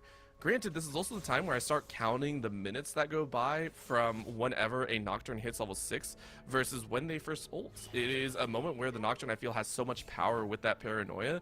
And if you don't get to use the Paranoia ASAP, it feels, in my opinion, kind of bad. So I really do want to see UF Orange start to get some sort of proactive movement with these ultimates, with these big ticket pieces of a team fight. And the big question, of course, to try and make that happen is which lane is Toji going to look at?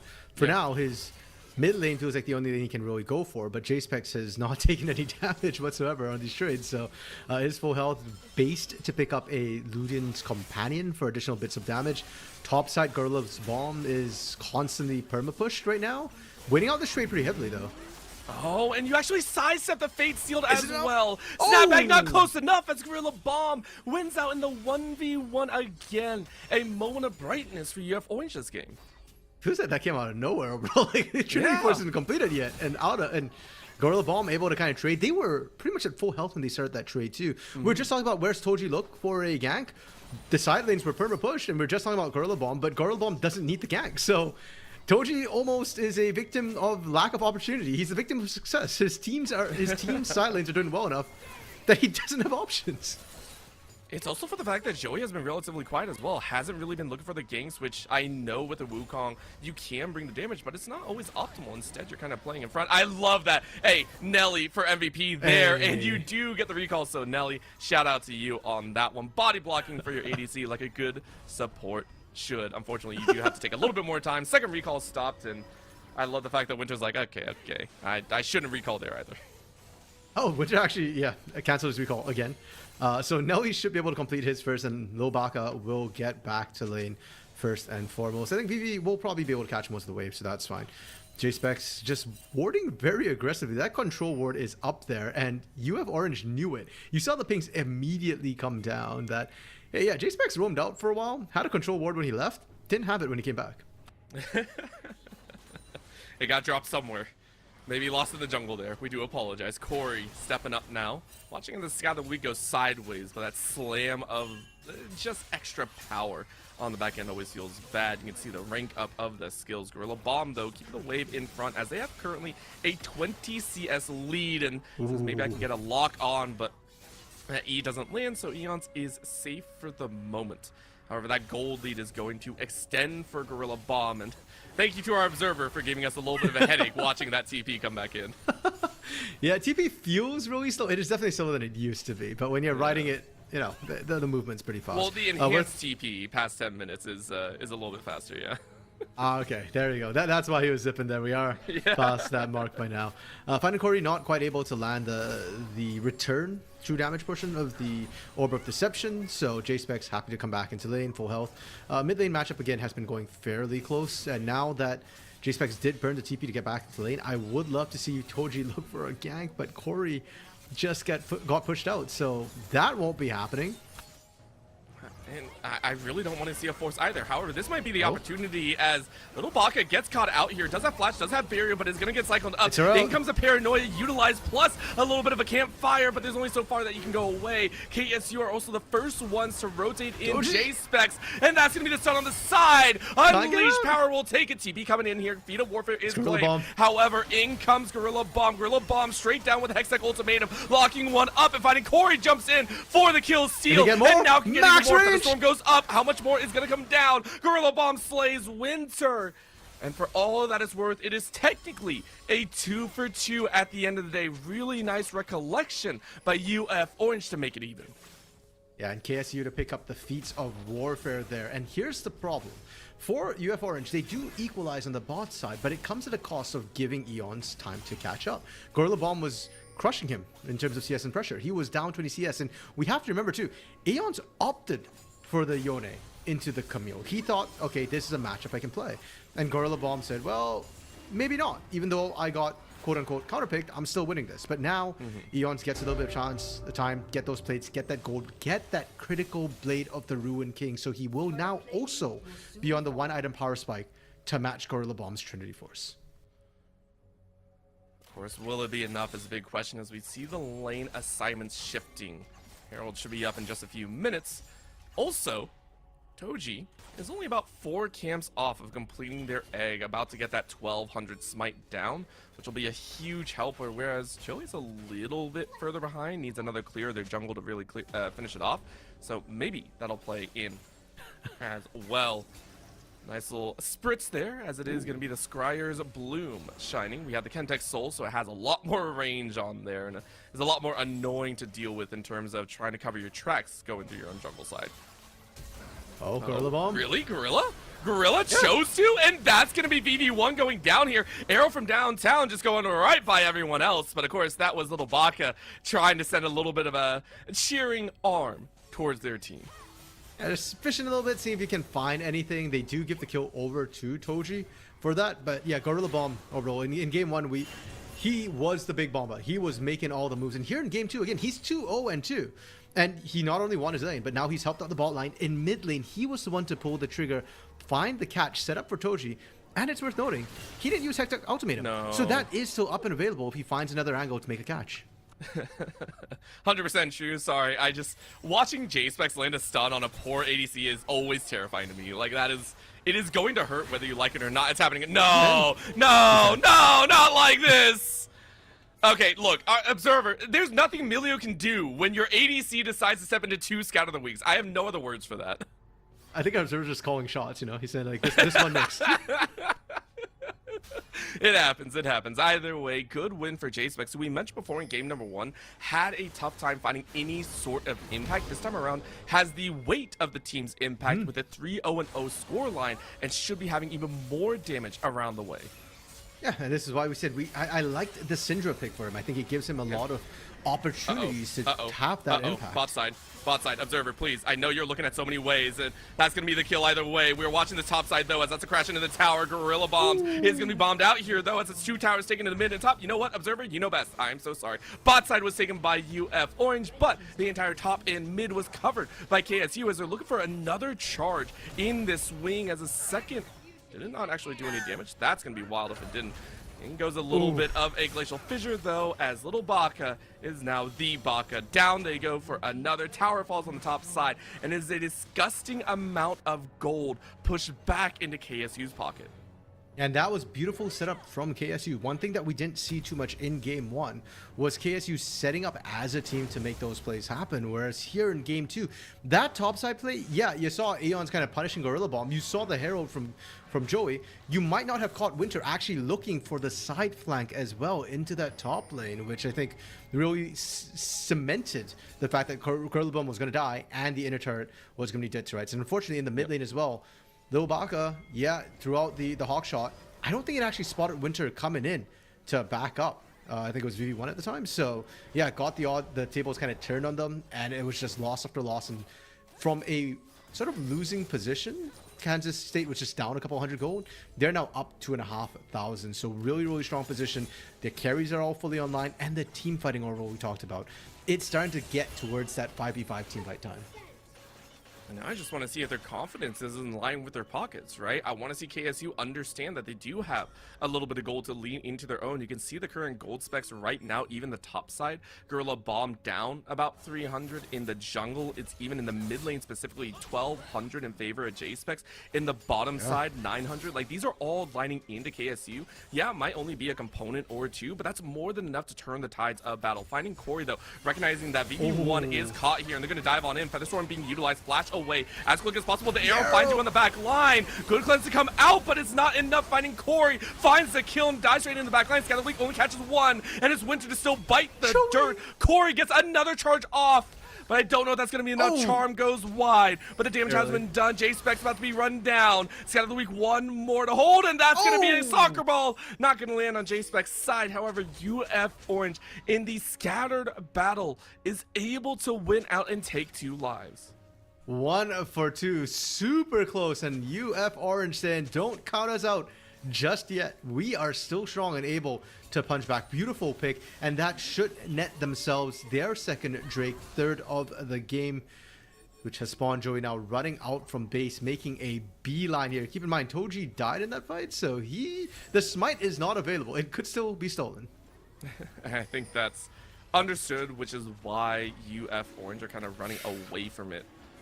But for Joey, recognizing that, hey, they recalled, so there's no one really in range to deal with this. Toji dropping a Scryers just to see eyes.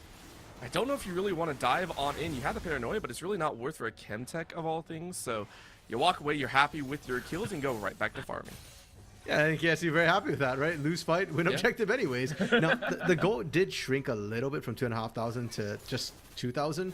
It is somewhat meaningful at this point because we're still in fairly early phases of the game, but for UF Orange, like, yeah, that kind of just drives home that winning the fight, winning the skirmish is good, but you also got to have enough to kind of find something off the back end of it. Gorilla Bomb and Eon shooting on that top side. Gorilla Bomb went back, so not going to be able to find that top side turret either and really equalize things up.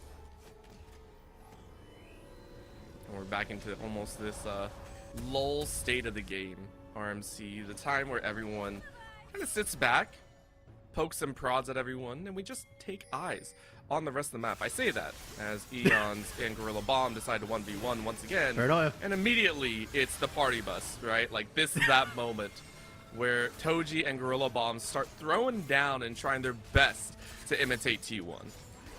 Yeah, and that's what you need to do with the Nocturne, right? Anytime you overstep, just punish immediately. You've got the Hextech, the experimental plate as well. Nelly? Very nice Crystal Air to slow down. However, that's going to be an unleashed power being utilized to drop the HP down a little bit further, but Joey is denied, and you went a little bit too far. Charm lands onto J-Specs as they are J gone, and they are turned into a JPEG as Winter will get autoed to death. Minions will take it, RMC. Your cousins decide to end Winter's life, and it is another team fight win for UF Orange here. And just like that, we talked about trying to get objectives after a critical kill. Orbital Atakan on the map right now. KSU not in position to contest. Eon's running out of base, and he's the one who can maybe look for something. There are low health bars, but the vision's kind of getting cleared out. Finding Corey on the side, looking to find some gory if anybody steps up here. A single charm to the face of the team in his back pocket would result in yet another kill. And I have to give credit, right? We talked about the fact that for UF Orange, they aren't... Okay, that's rude. They're not a true team fight team. They're a pick and run composition here, right? And to me, that's vastly different from what we saw game number one. Game number one, a lot of grouping up, a lot of playing together, a lot of calling the shots at the right time with the rest of the team. This time around, we saw that cascade of dominoes kind of fall down. One was Eons getting caught out. It was KSU then thinking they had the ability to fight back because the top side was overloaded. They trying to catch Nelly. But UF Orange did such good guerrilla warfare that I have to give them credit for collapsing and denying Joey from finishing off the bot lane. So it's like this, it's a big shift in the mindset, and I just want to point it out because it's a great job from UF Orange to be able to bounce back and show these two very contrasting styles of gameplay.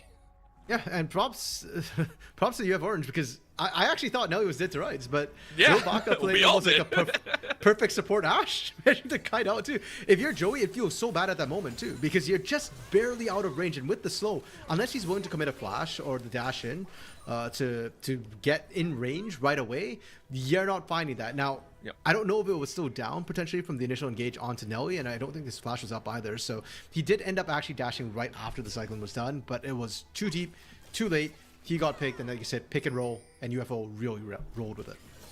And not just that, fielding into Fighting Corey, who is now 4-1-4, has a fully stacked Dark Seal, and has the ability as this Ahri to really show up in the rest of the game. Ready to go as well if you wish to try and cut down Winter, who has been trying to do their best as this Braum. But you can see the free fire with the auto attack range extension is why Nelly and Little Baka have picked up this composition. The on-hit Ash will be pumping out this damage even more. Yeah, right now the Phantom Dancer with the Kraken Slayer, if they don't have the threat from J-Specs and Joey there, it is kind of tough for Vivi to kind of be able to do that when you're getting outrange. Eons has ways of trying to gap close. There's a knockup. Very nice charm to disengage. Again, it's play safe and keep Little Baka alive. However, the unleashed power is the cost you give. Little Baka has to watch as Fighting Corey goes down. And that's just 40 seconds in front of Dragon, meaning a lot of vision for KSU will be placed if they so wish. Yeah, no magic resistance at all for Finding Corey. No Merc Treads, nothing. So that Shadow Flame doing a ton of work. Baka has to be a little bit careful about stepping up to Vivi here. Winter on the flank. I don't like that. You were half health. Big step up by Nelly, but a nice Crystal Arrow slowing it down, but a flash away. In the 1v2 status, VV1 starting to show that, hey, they can hang with the best of them if given the opportunity. I mean, I think Lil Baka and Nelly were looking for the heal trap, right? Between the heal and the ultimate as well. VV1 would have lost that particular trade if not for Eons showing up, but it is a 5v5 game. Eons backing them up, and now they're going for Soul Point. I feel like this is a lot of a repeat from game one overall, where we saw teams kind of threatening that Soul Point, the other team kind of looking for it. TP being used. I believe this is J-Specs' TP that was used there. They will get the dragon, but lose the mid outer turret. Yeah, and I think that's okay because now they can turn it around. J-Spec said, hey, I can hold on. That's going to be the secret arms guard being burned here. And you try and flash away to safety, but the catch is good. Under the tower goes Toji, but Toji is now safe. The backside battle with the Wukong can only do so much. There's a Fissure is being used to slow down the battle, but it's all over the place. The chaos has yielded results. This is a 1 for 2 at the end of the day. Only J-Specs went down, and KSU were able to grab 2 on the back line. Look, you can take KSU out of the chaos comp, but you can't take the chaos out of KSU. The fight was messy, and they seem to know how to navigate it better. They were the ones to find the critical target. Yes, J-Specs went down, but they were able to trade back onto Lil Baka, and what's critical is that J-Specs is a burst champion. Once he gets the initial burst down, his job is done, and he bought time. But UFO needed Lil Baka to be sort of the consistent damage to actually clean up that fight, and when he went down, Corey's burst damage is enough to clean up. Gorilla Bomb and Toji couldn't stay in the fights because they were taking so much damage from just kind of the cluster AoE that was coming out. So KSU able to kind of snatch away victory from the jaws of defeat there. And the thing is, with how scrambly they have been, with how chaotic they have been, I feel like the Ken-type Dragon is one of the best for them to have at this point. If they get the soul, it means that a lot of these jitter fights, as I like to call them, these moments of like in and out, in and out, in and out, constantly playing on the edge of chaos, the Ken-type soul, whenever you get below 50% HP, ups your resistances, ups your ability to keep on these fights as an indirect buff to you in a way. And I like the fact that for them, they might be able to use it very, very well. Things like VV1 and Eons will be able to stay alive a little bit longer to prolong those battles and try and get those wins. However, we're 26 minutes into the game, and UF Orange starting to look towards this Baron side as there's no other major objective up. Instead, they're looking to find ways to draw KSU into the battle ring. Okay, KSU though, I think also kind of willing to go for it. They're the first ones at this Baron to set up for it right now.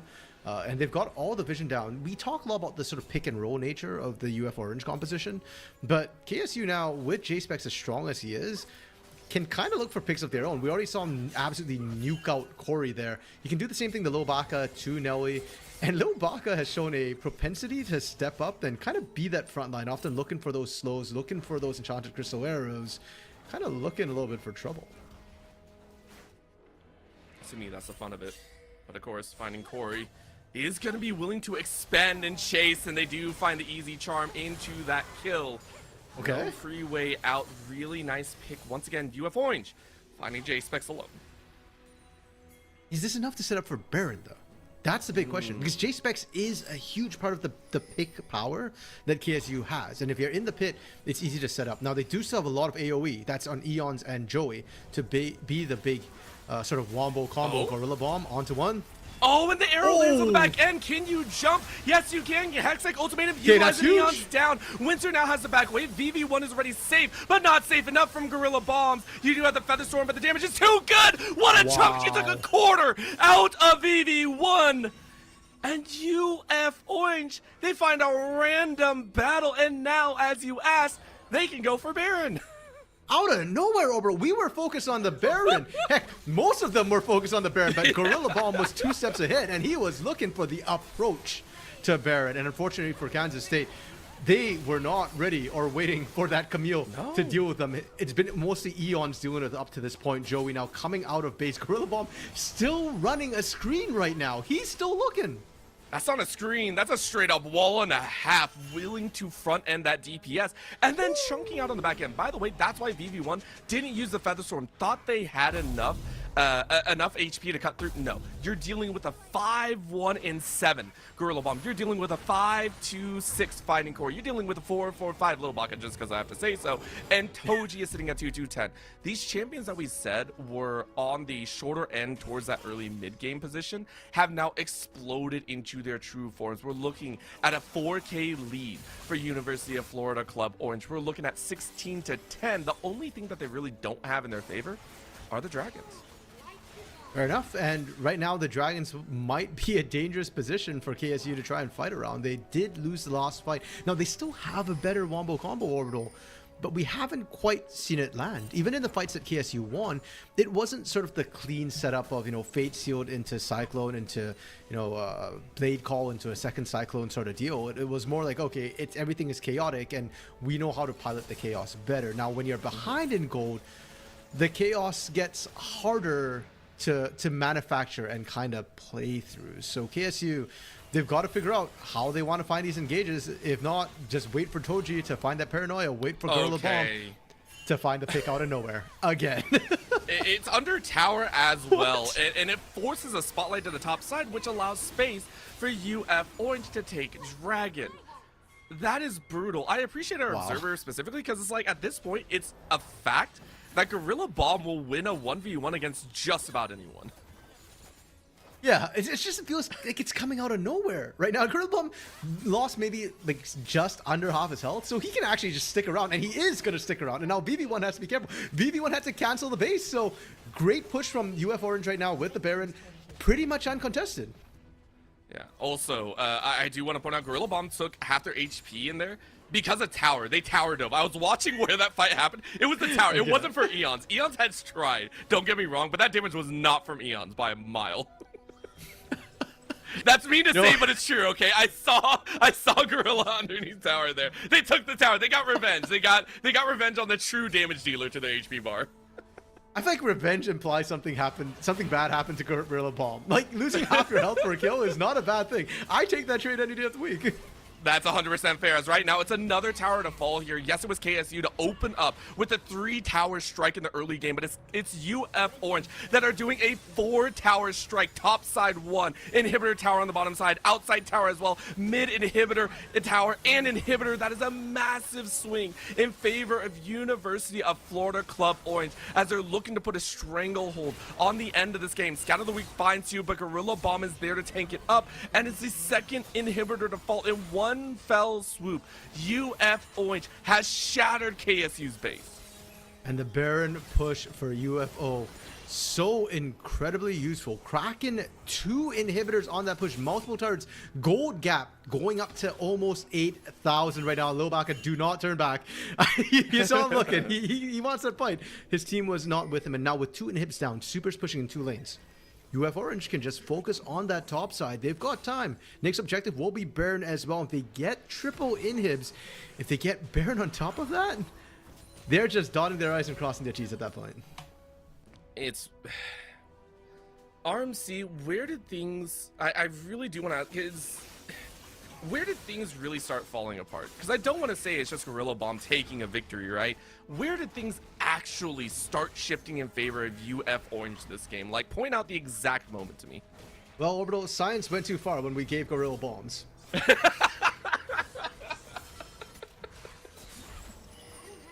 You're not wrong, but...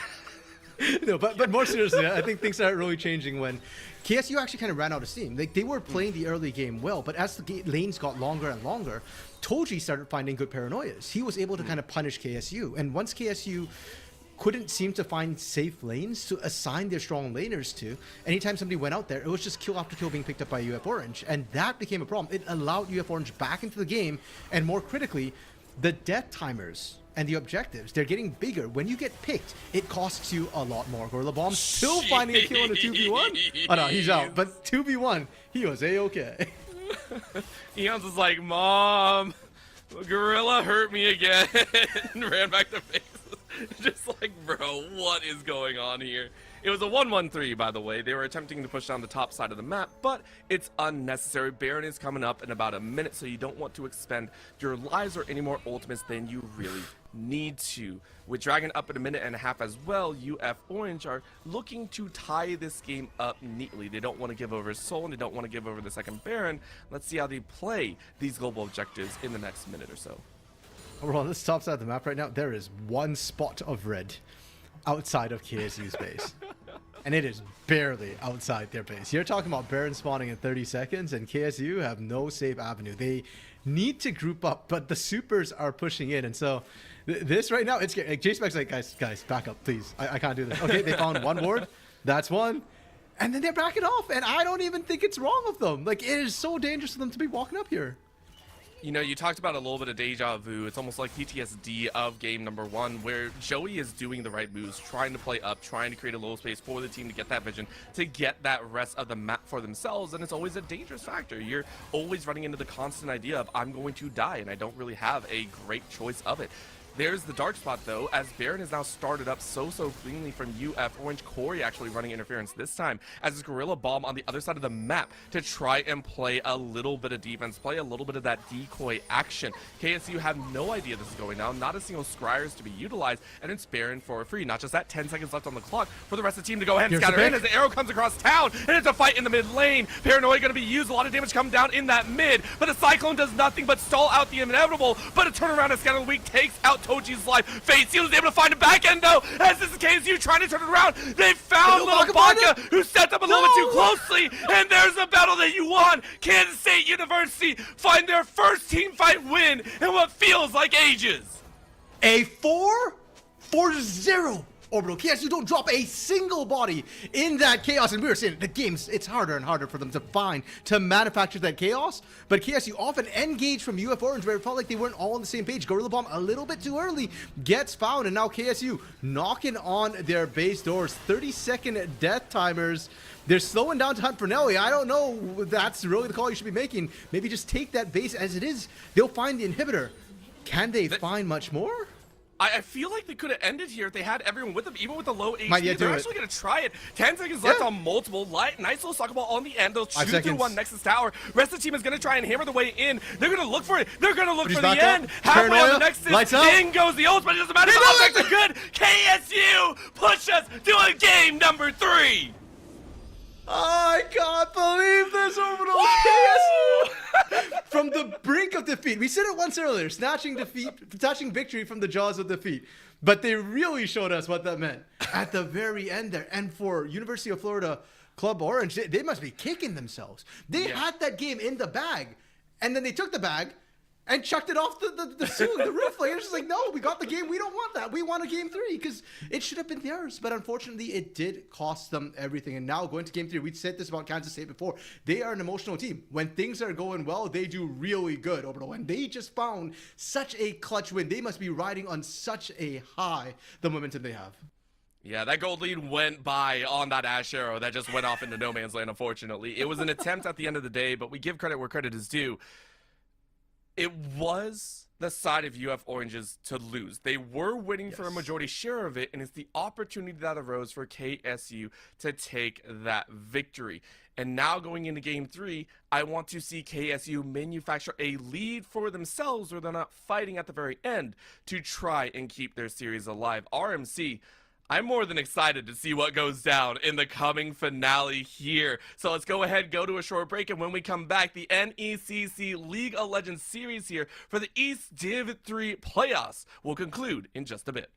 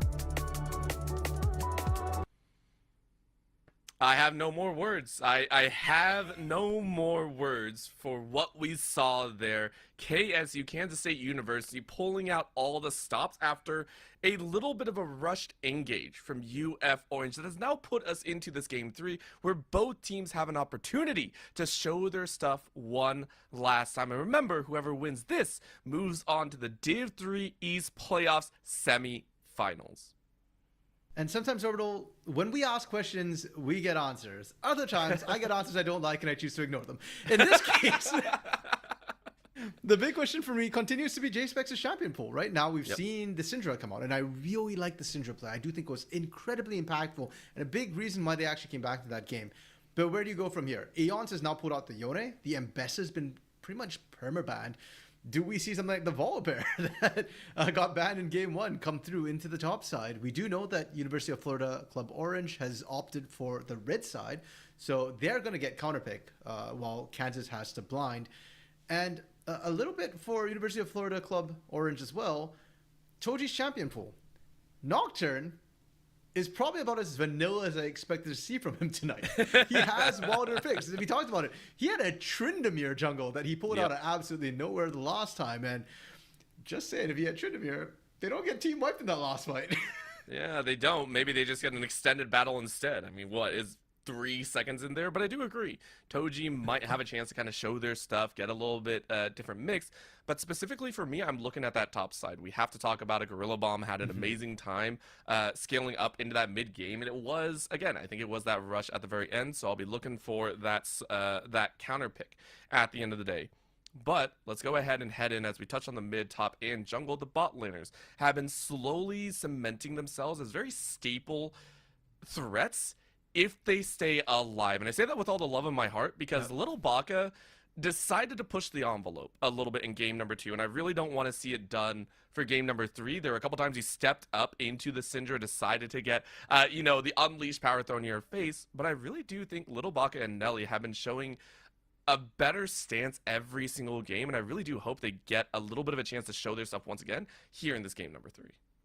Yeah, and I could say the same for VV1 as well. I do feel like the Xayah fit the playstyle for the team better, where VV1 didn't really require too much protection, too much resources. And in that last fight as well, VV1 baited a lot of aggro towards himself, got the For the Storm, got the Blade Call, which did a ton of damage in that fight to multiple members, and most importantly, locked him down to buy space for the team to be able to clean up. Now, you don't have that Xayah available anymore. You still got the, and it feels like they broke up a lot of the combos. Like the Karma already got played, and you didn't use Caitlyn with it. So now where do you go with Caitlyn? Do you go like more Kate maybe? The Yunara got played as well, and unfortunately the Yunara in game 1 did kind of struggle a little bit with that Karma. So it's kind of like, okay, you're kind of running a little bit lower on options to come through. That's the both the joy and the pains of Full Fearless. As viewers, we get to see players kind of being forced onto different champions. But for the players themselves, the champ pool does start to bite a little bit in that game 3. Now, you might notice I didn't say anything about Lil Baka's champ pool because Kog'Maw still exists. And I wouldn't be surprised if we do see Kog'Maw. Braum is off the table, but the OG Juggermaws used to run with support champions like Lulu, Enchanter support champions like Lulu, like Janna, heck, even Soraka in a pinch. And those are all still available for Lil Baka and Noe. 100%. You could see that build up towards that late game, which couldn't make the big difference. We've seen some of those team fights lean one way or the other, and to me, that is always a big question at the end of the day. Who starts things off? Because at this point, I don't even care about the compositions. I think both teams have actually gone above and beyond compositional-wise, and it's all about how you start a fight, if you started appropriately and if you ended appropriately. And to me, that leans into more of, is your shot calling up to par? Because as much as that last fight was thrilling, I think any team that is moving on into the semifinals of a league, you want to have your entire game plan work smoothly. The fact that you want your shot calls to work well, you want your team on the same page, and you want it all to be executed well. You don't want mistakes like this to be the game enders. That is what can shatter your mental moving into any sort of series. So for me, that's what I'm going to be looking for more when we get into draft here very shortly. RMC, I mean, I'm thrilled, and I know the teams, as we can kind of tell, are taking their time a little bit more getting into the draft, getting things moving along, and that gives me hope to say, even though they lost for UF Orange, they're resetting the mental a little bit, making sure to kind of get back to that ground zero. Yeah, and it kind of goes back to that point you were talking about, that you don't want your game plan to be kind of messy and you're just banking on the big turnaround. And so despite the fact that Kansas State won that last game, I'm sure they have a lot to talk about as well. How did they end up in that game state where they did have to rely on that sort of last minute clutch fight to be able to pull things back from the brink? They don't want to be in that position again. And like you said, for University of Florida Club Orange, they kind of need to just reset mentals, make sure like, hey, yeah, we lost the last game, just don't make that mistake. The rest of the game was kind of fine. Like they were still making all the right calls, doing the right macro decisions. Now KSU on the blue side, if things hold to form, it will be Neela, Aatrox, and Zoe in some sort of order. And then for UF Orange, it'll be Kasante, Mbessa, and Akali, most likely. Especially for UF Orange, I don't see a reason to change things up when they're on red side.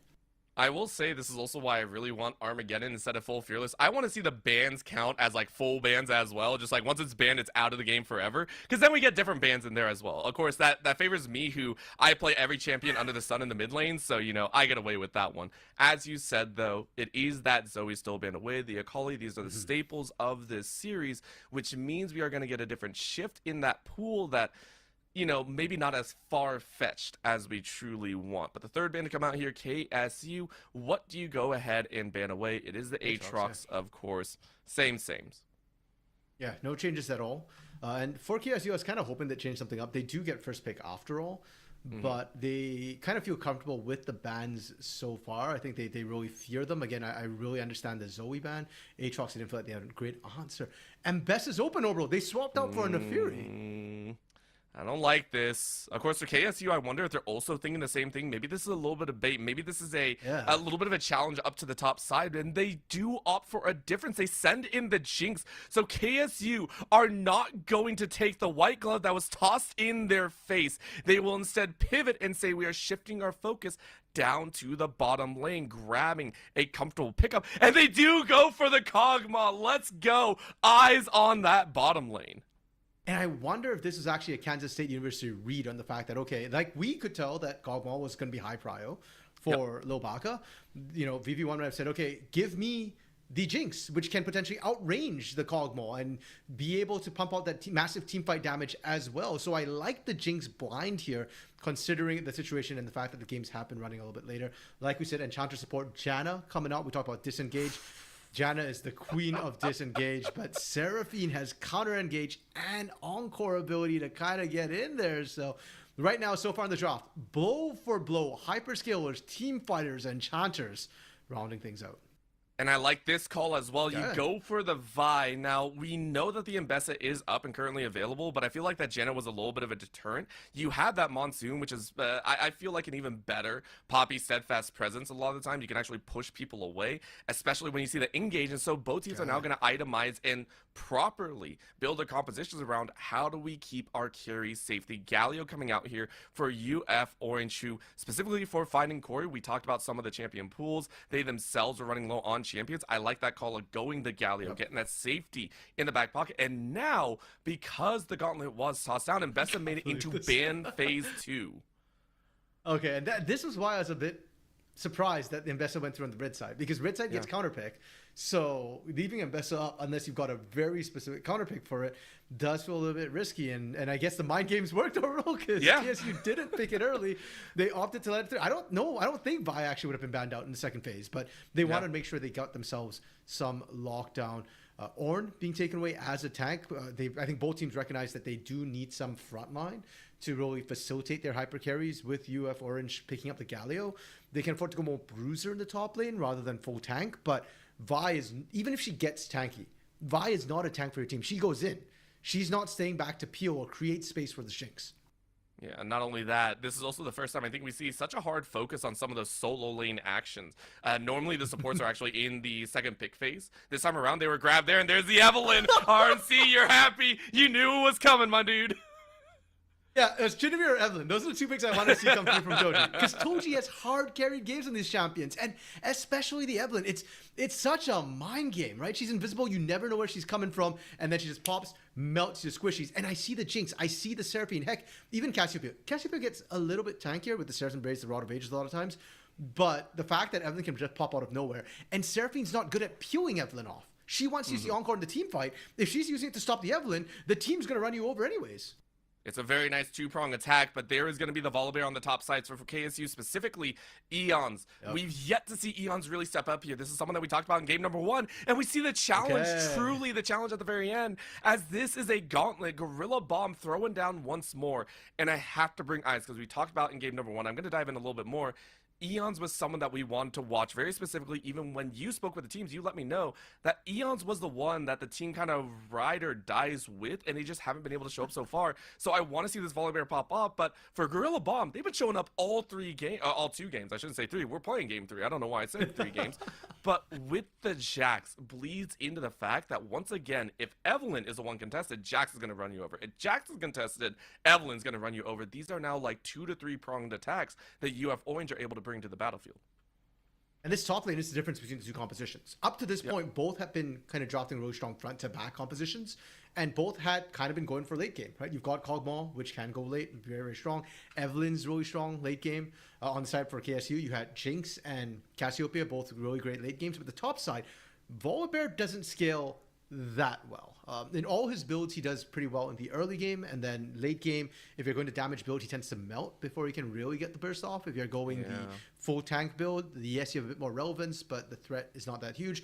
If you're trying to go the hybrid bruiser build, a little bit of both worlds, but with the amount of damage it has, I don't think he'll really survive. Whereas Jax is a late game monster. So KSU, with a little bit of that early game advantage, let's see if they can leverage that vis-a-vis UF Orange's sort of more late game, with also, by the way, more side lane pressure, because Jax will be able to split push, and I don't see a great answer on the other side. And the global from the Galio for Corey. Corey, a name we haven't really focused on too much in game 1. He did somewhat struggle on the Orianna. He felt more like, garnishing icing on the sort of dish there, the main dish. Whereas game 2, I think his Ari did have a lot more impact. Yes. But J-Specs found the more critical catches here in game 3. His Galio is the global side lane pressure. So there will be eyes on Corey to facilitate his laners to be able to scale up. If they are losing, then to kind of bring them back to even. If they are ahead, to continue snowballing them, especially Gorilla Bomb on Jax with the massive split push pressure.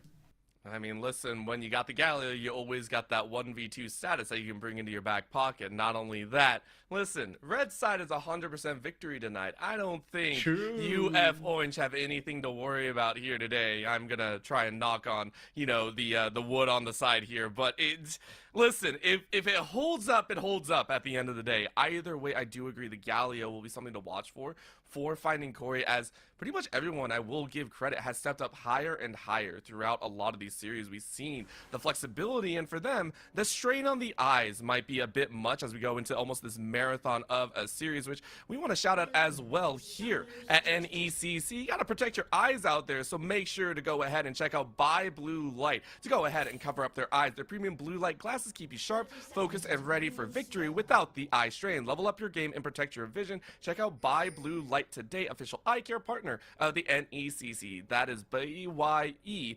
BlueLight.com, which can also be found at your very happy local shopkeeper. And that's the link not brought to you by a bot. And then now you might want a bot to bring it to you, because you can at least click on that one.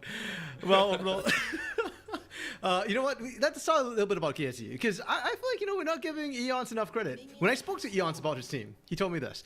The players to kind of watch are himself and J-Specs. And the reason he gave me was really funny, because he told me they're coin flip players. So either they're carrying or they're low-key trolling. And J-Specs has had his carry game.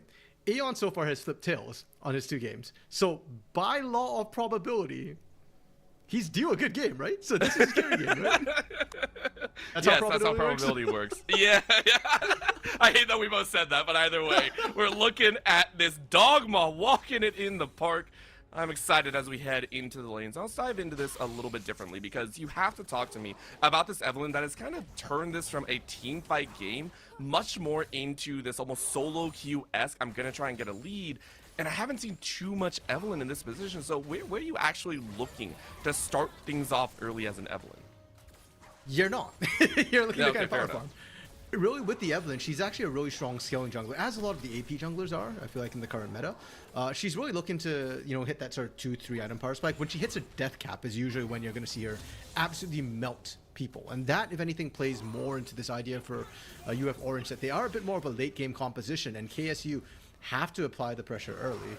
camera right now locked into this bot side, and we're seeing once again, this has remained consistent, I think, most of the games, that VV1 and Winter are pressuring in the early. The question is whether they can maintain the pressure, because it always feels like after a couple of levels in, Lil Baka and Nelly find ways to bounce back, equalize the CS, and heck, even look for potential gank avenues, not just from Toji, but sometimes from Corey or even Gorilla Bomb. That bounce back is always kind of interesting, especially with so many eyes down here. I would almost expect it to be more so, or maybe even more challenging for Little Baka or VV1 or any of these bot laners to really get that price, because you know that either team is more than willing to sacrifice a couple TPs to bring it on into that mix to say, okay, if we need to TP down, we're going to, and we're going to sacrifice our lane to do so.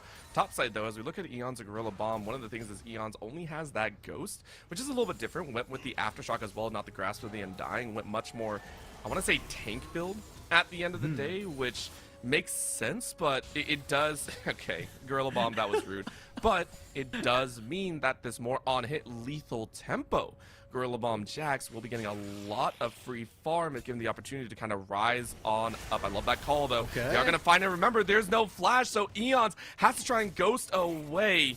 You are able to run your way safely, but it feels like Gorilla Bomb knew that was going to happen. Yeah, and well, partially because Toji just ran face first into Eons, and that's the whole Evelyn thing that's hard to deal with, right? Like, regular wards might not spot her, but it's in the mid lane. Corey finds a solo. Well, it's a 1-for-1, and that's why our eyes are on here, the bot side. Tornado goes out, but Nelly is caught. No real safety abound. Baka trying to get underneath. Good heal to come out here. And they do survive most critically, but mid lane, what the hell went down? Because UF Orange finding Corey sneaking out the extra first blood. Yeah, I think he just managed to find the dive under turret, because Corey ended up dying at the back end of it. Now Lil Baka greeting for this CS, has no sums in pocket, no support either. The only thing stirring them is Toji, and Toji's not there. Lil Baka on the run, can't find anything, just gonna CS, maximizing his abilities. Oh, bro, he's using the full Kog'Maw kit. 300 gold versus 70. Yeah, that's a total maximization of your kit. Man, It's a kit, not gold. This is also the other side of the kind of coin. I mentioned before that Little Baka had a tendency to kind of push the limits in game number 2, where we saw, I think it was like 2 unwarranted deaths at the end of the day. So we're kind of seeing it there once again, and that does make me a little bit worried. Coming into this game 3, J-Spec's also getting a lot of routed damage thanks to that poison and miasma and stacked up damage. So KSU off to the races, and I think a very good way this game 3. Yeah, the gold difference right now, pretty much just that kill that came through, the kill differential on that bot side when Lil Baka overstayed his welcome. Mid lane, it's worth noting as well, J-Specs is winning these trades right now because of the item difference. As Cassiopeia, you can't buy boots, because apparently snakes can't wear boots, but riding Earth Manatee can. Whereas Finding Corey did dip into boots and a Dark Seal, which means his actual combat damage is a little bit less. But with the base damages, I kind of like the idea of the boots to be able to control when to engage or not. Problem is, J-Specs has been able to dodge out a lot of the engages that Corey has been looking for. Now, of course, on the top side, I do like that Toji is constantly pressuring up here until you get that surprise invis. It will be a little bit of business. Tornado, though, predicted to throw down damage onto VV1. And that is the last auto. Oh, the empowered auto. Thanks to the summon. Perfect job by Nelly. That feels so bad when it goes down. The bright side is it did go to Nelly, and unfortunately, as a traditional Enchanter support, you don't really need that much gold, so it doesn't really benefit you all that much. But denying away that massive wave from VV1, that's certainly going to help. And unfortunately for Winter, he was not in position to actually pull the wave away, so we'll just be able to soak that experience, try and last it what you can, but it does set VV1 behind. That was interesting nonetheless. That was... We saw the last auto fly by the way, and VV1 is like, bro, I wish I had barrier at that point. Feels a little bit bad, but at the end of the day, it's a win, right? And these small moments can be the make or break period for either of these squads in this game number 3. Remember, whoever wins here is moving on in the semifinals. Whoever loses here, their postseason is done. Yeah, there's no lower bracket. So win or go home, and it has come down to this last critical game 3 orbital. We see Toji just power farming Like a boss right now, Joey has looked for ganks, Toji has not. And we talked about this with the Evelyn. You really do need items to be effective. On that top side, when Toji did actually run down Aeon's, and that was Aeon's running to a bush where Toji was hiding, they still couldn't find the kill, just burnt a ghost. Now, looking into the mid lane though, Nice Petrifying Gaze, but it's an easy charm, and the CC chain is too perfect. So, for University of Florida Club Orange, they're showing off and scaling up their AP jungler. okay, mixed feelings on that kill going to Corey. It's good because Corey was behind, so getting some kills helps to equalize that lane, but I'd have loved to see that Evelyn accelerated. Holy, Toji's on a warpath. I love it. Listen, as soon as you get the invis, you're forcing a battle. Cleanse comes out here, and VV1 has to run for their life. It's a quick dive under the tower. Wow. There's the execute. Lover's Embrace is real. And it's a perfect setup by UF Orange as they take control of this game. And the most disgusting part is the hero's entrance from Corey doesn't actually need to land. Just by giving the resistances, he gets the assist. So Corey, yeah, it looks kind of weird that he left the mid lane, didn't really participate, just kind of got a participation trophy for being in the area, but he does get the assist. From doing that, we'll be able to get back to lane, come back to lane in kind of full health. It gives J-Specs a little bit of time to catch up in CS, but it's A-okay. Another thing we need to note, by the way, as we do see Gorilla Bomb leave lane, look at his CSO, bro. He's doubling Eons right now. I don't like hearing that, RMC. I really, really don't. Poor Eons is... I mean, you are floundering at this point when you see this happen. You kind of expect it, and this is exactly what UF Orange wanted as well. However, that is going to be a jump on in. It will be the Void Grabs taken by the side of KSU, but the ensuing battle might be a little bit different. Nice little slow, thanks to that miasma on the ground, but J-Specs is the one that might fall here. Flash forward, Gorilla Bomb able to take one. In goes a chance at the encore because Nelly slowed him down, so Eons is on the run. Gorilla Bomb with the counter strike, steps up a second, bring down a third. That lamp hurts. Quadra kill for Gorilla Bomb. Call a quadra kill, Gorilla Nuke Orbital. That counter strike into taunt. The perfect CC layering from Gorilla Bomb and Corey. And if you're Joey, if you're Winter, you're just sat there going, well, guys, something's wrong. I can't move. My mouse and keyboard are disconnected. Can't do squat. And now this Jax we're talking about, this late game carry. We were talking about, okay, Corey assisting this top lane. No. Gorilla Bomb did it himself. He is now 4-0, 4,200 gold. Almost double Eons at this point. That carry is well and truly online. I want to see if he's carrying a Trinity Force back to lane right now. I don't know. I don't want to see that go down, RMC. I do. I really, really don't. 4.2 is wild to look at here. Nearly the entire gold lead is centered directly on Gorilla Bomb's head. They are going to break into 100 CS so freaking quickly. He did. Yep. Dude, Eons is crying right now. Man, and he's got boots as well, so he's gonna be able to run that volley bear down. Can we keep streaming this? Do we need to call like animal cruelty? Like, someone call PETA. Someone call some sort of help here because this is out of this world. UF Orange in a game, in a series where it feels like they should have walled into, have been gifted this opportunity of closing out this top side, which has always been that name of the game. As Toji is now ramping up online, our observer was blindsided because that's what Evelyn does. Blindsides the crap out of you if you're not paying attention. our observer's just giving us the true Evelyn experience. True. You never know she's there until it's way too late. Control ward in the back of this pit is spotted right now, but look, if Joey somehow goes to the steal, I think that backfires. I think it's just going to be blood all around. So Joey not going to go for it. Ooh, that was actually really close from Vivi. I like it. I like it. Listen, you're looking for those opportunities. You're always looking for that chance. Gorilla hopping out of that lightning strike at the end of the day.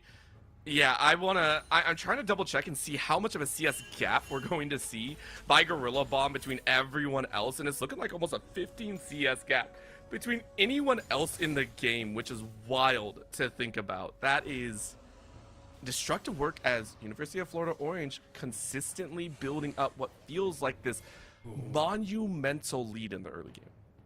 Eons was hoping to recall, maybe thinking Gorilla Bomb had already gone back to base. Gorilla Bomb, if he was just a bit more patient, 2 more seconds, it could have been enough. They don't know Toji's here. Oh boy, Windsor and VV1 have an idea. There's going to be a calling card, Encore being utilized to slow them down, but the slow is only so much. VV1 has cleanse, but you can't cleanse the damage. A final piece of spit falls from the sky as Little Baka claims their first of the game.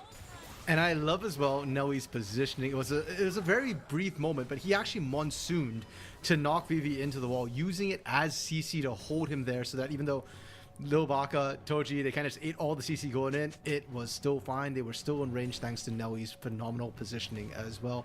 Finding Corey as well, cheating towards the bot side, looking to potentially back them up. Didn't use the ultimate this time, but if anything, that's scarier. Sometimes not using the ability is scarier than actually using it, because now Eons still can't play aggressive. Joey still has to be very, very careful which lane he's looking to gank, and you can look for that re-gank into the bot lane anytime you want. Dive him. Gorilla, dive him. I know you want to so bad. Like, this HP bar is not that great. However, the plates are much more in favor. Oh! I think there's one left. You'll be able to get it on the next pass, but again, that is gold building up higher and higher. I like that Gorilla Bomb not going for the style play, instead playing for the team once again. Bot side though, VV1 having to flash away from a singular tornado, but maybe turning things around as KSU currently have Joey off on the wings. I think Joey dropped the control ward there, so it kind of clued them in that there's an extra body. Winter not landing the root is going to let Lil Baka just chase him down right now. I like that ping out. Ideas are up.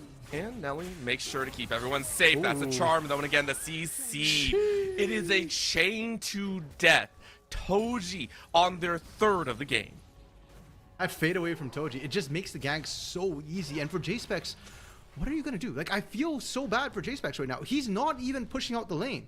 He got dove under his turret. Basically, anytime you leave the turret, if you're one screen away from it, you're pretty much dead to rights if Evelyn's anywhere nearby, and Corey is just getting so much help. He was down something like 30 CS as well. That gap in the top lane was actually being mirrored in the mid lane for a little bit, but now Corey's catching up. Corey's ahead in gold probably with all the assists that he's able to pick up right now.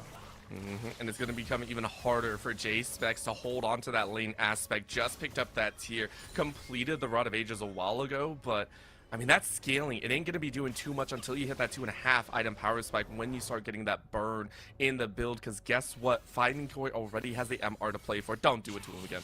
Don't do it to him again. This time it's going to be solo. Specs, you got to see the Shadow Wolf in the cover. I love that we get to see that, by the way. We can see it. Obviously, they can't, but it's such a treat. And J-Specs, like, the Evelyn radar is going off like crazy right there. Is able to stay safe. Yeah, because they're not able to track it. I'm going to be honest, I'm actually scared watching J-Specs kind of play towards that bot side to get the ward down. Like, what guarantee did you have that Toji wasn't sitting in that bush ready for you to kind of walk into that? Meanwhile, top side, it does look like Joey attempted a gank onto Gorilla Bomb, trading the flashes up there, but Gorilla Bomb still so strong in the 1v1. That much hasn't changed. Merc Tread's now picked up as well, and UF Orange looking set up to go for this Herald. Will KSU contest? Can KSU contest? Honestly, I say no. I really say no. With all the love of my heart, KSU need a bit more time to build their armory up, to build their gold up. They have had no control here in the early game, with all their hopes riding on VV1, who is 0-3-1 at the current moment. They concede to try and fight another day. Herald goes down to UF Orange. Top side fell as well, which means that for UF Orange, they get to have all the fun in the world. They have the upgraded boots. Feats of strength indeed going in their favor, and with the top turret going down as well, it does unlock Gorilla Bomb to potentially start going into other lanes. Root lands, and Joey is struggling to find traction in this game. Well, he's trying, he's looking for ganks, but it just feels like he's always a little bit too late, and or like the opponents are a little bit too strong. He can't quite find anything without the flash. He is struggling to gap close, and now all of UF Orange is waiting around. They're using Baka as bait. Well, they used it more than one. TP coming in the backline. Toji is going to get encored up. 3 are caught, but it doesn't stop the damage to come through. Eons literally TP'd in to run away, but a nice Petrifying Gaze is able to catch, but Monsoon able to body block the rocket as well. Gorilla Bomb not only playing DPS, but frontline to help. The ensuing damage is more than enough to rock one, but the follow-through is not. Little Baka takes one more. Herald being dropped. Gorilla goes down. Nelly in tower range, and I don't know about this tower dive. Herald is able to break through the tower. Toji is waiting for the time to come back up, waiting for the cooldowns, but it won't be enough. Overall, messy from UF Orange, but an overall victory as they take the bot lane tower. They low-key brute force that one. That should not have, oh, they're still going for more. Oh, Corey. Good smite. Good smite to turn on out, but no one else is there, so finding Corey will be finding Dory, except the not-so-great ending to that one. They will fall second death of the game. Oh, spoilers! I thought, wait. You can't do this to me. Now I'm scared to ask for spoilers. I have been known to give the errant spoilers. I do apologize to everyone. You'll have to go watch the movie to see for yourself. UF Orange, though, stepping up in a big way. It might have been forced, but it's not forced like in game number 2. Instead, they break the tower, they lose minimal members, and they can still look for the dragon. Yeah, and UFO, again, they kind of brute force that one with the wallet diff. It does end up not favoring them at the end of the day, but that was because they really overforced their hand. Like, they got the turret, they could have backed off, but they really wanted the Herald knock up, and it looked like it got a little bit weird around that turret in the first time, and so they didn't actually get the knock up off, and Lil Baka ended up going down. They're still firmly in the lead, right? Getting that turret still keeps them ahead in gold for now, and the team fighting is still very strong for them. The side lane split push is still really strong for them, but J-Specs has started showing that, hey, I'm not even full build just yet. Serap's Embrace isn't even done yet. Like, I'm not even on my power spike, and I can be a threat if you mess up your dives. UFO need to not dive this mid lane turret and take it a bit more carefully here. Little bit dangerous if you want to just walking away like, guys, I just want to farm. That's all I want to do. I want to be able to farm and then make my way into these battles. I just want to be a Jinx that I first picked in draft 3 that was handed to me in there. I love this. I love this so much. Joey's like, bro, no, I'm not dealing with this today. Gorilla Bomb does leave, but of course it was a moment to hold, and in that time, Toji still clearing the board in terms of how many camps they have taken out. Has a Medjai's, by the way. I didn't even recognize that. 6 stacks on that one. Not even fully charged up, but willing to invest the money.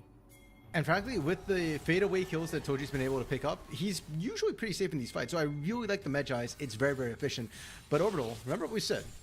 The big break point for the Evelyn is death cap. And with that first needlessly large rod, it could be that Toji's kind of rushing it as third-esque item. A lot of times we kind of see the proto belt come through first and then into the death cap. But if you can get that Medjai's snowballing, the death cap is a lot more impactful, multiplying all of those stacks as well. So once that happens, that's when KSU, the nature of the game changes for them. It's not about team fighting. It's not about front to back. It's about catch and kill. If you don't see the Evelyn, you've probably already lost the fight. Horrifying to think about, by the way. I hate the fact that that's true, but like, you need some pink words or something. Already a death brush being set up here by the rest of UF Orange. They're saying, look, we can go for the Otacon. We have this red. Little Baka has 2, 2, and 3. Has the Blade of the Rune King. Can shoot through a lot of this. They are openly forcing it with a rocket downtown, and it just spots them out. So for UF Orange, they're like, no worries. Everyone else is on the other side of the map. Kansas State University, the most they can do is try and get this tower. That is the only course of consolation money that they will get at the end of the day. Did the objective bounty just drop before they took the turret? I don't know. If that's true, that sucks even more, because that would have been nice to have. Yeah, really unfortunate. Eons was looking for that bot side as well, but won't be able to find it, as finding Corey willing to expend the teleport when he has the hero's entrance in back pocket. I don't know. That was... I'm very curious that the bounty did fall at the end, but of course it's still... You have Orange that are happy about this one. The question is, where do they go next? We're in this lull state where KSU really don't want to fight. They're just gathering what gold they can, and they know they can't really take a team fight. For UF Orange, for them, it's like nothing is really on the map unless you're willing to force down that mid tower, which you absolutely can. What would you say is the appropriate course of action for them to take that would be the fastest to breaking the base? Well, taking mid lane turret would be a good start. They are very, very strong right now, but the big concern for UFO and the team fights that are upcoming is the fact that BB is already 2 items. And when you're running into a Jinx comp, well, we saw it in game 2. There's always the risk that Kansas just wins a fight out of nowhere and then turns the game right around. Okay, by the way, folks in chat, congratulations. You've managed to convince our observers to watch Corey. Your love for Corey has come through. I don't know why we're watching Corey. The game is not going to break open on Corey, but here we are. We found Corey.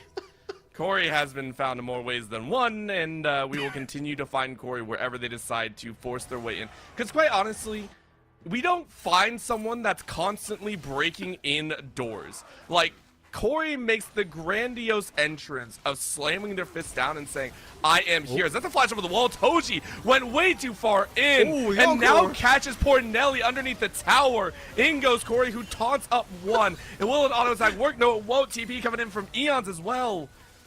And Toji willing to try and amp things up a little bit more. Catch on the backside. Little Baka once again steps up. Doesn't really have great damage. Petrifying Gaze. Able to spit out poison more ways. But a 3-man Counter-Strike in the backside as Gorilla Bomb drops yet another true say in the back line. It's a triple. It's a quadra on the top of your head. Give him the penta. You know you want to. Eons is running for his life. Ghost is already gone. It's another quadra for the Jacks at the end of the day. I love how you look at how many kills Gorilla Bomb has. 9 kills. It's quadra solo quadra. It's out of this world. I don't know what's going on here. This is even our observers like, bro, this is wild to watch. Our observer's broken, guys. Can we get a new one? Just kidding. Love you, Adam. Please don't fire me. Yeah, all I can say is just my brain would be broken as well, because KSU in multiple points have come so close to getting a true team fight win. They found some marks. Like that last battle, Toji was out of position. Nelly got caught. Baka should have been dead to rights. But Gorilla Bomb will constantly come out to save the day. Yeah, and that's kind of the problem that KSU has. And this is why, to a certain extent, you ask me, how do you break up on the game? How do you get the turrets down? For UFO, just go for an objective, right? Like, group up and make that play happen. Now, granted, don't just turret dive, which they ended up doing again. But thankfully, when Gorilla Bomb arrived, it wasn't as much of a turret dive, and they were kind of able to use that goal, that massive advantage that he had, to be able to break that one open. But for UFO, yeah, just set up a bit more carefully, siege, and potentially just go for a 4-1 split push, right? Especially with Gorilla Bomb's TP up. You leave Gorilla Bomb on the side. Who's answering him? It's not Eons. Even J-Specs is struggling right now to deal with this hyper-fed Jax. And on the other side of the map, if you're not diving, if you're not kind of spiking that, Nelly doesn't get baited. Lil Baka doesn't get baited. And if KSU are looking for the engage onto you, that Vi has to, well, I was going to say commit incredibly hard, but beyond that, frankly, overcommit to try and make any sort of play happen. I am just... Kansas State University running into a wall over and over and over in this game, because, you know, Gorilla Bomb is doing a lot of damage. Little Baka is going to reach that point where if they get that Runedanc's Hurricane, going to be spitting damage all over them. Baron is now available as well. Everything leaning into this late game position. And not only that, we haven't even talked about the Soul, because it really hasn't been that big of a draw.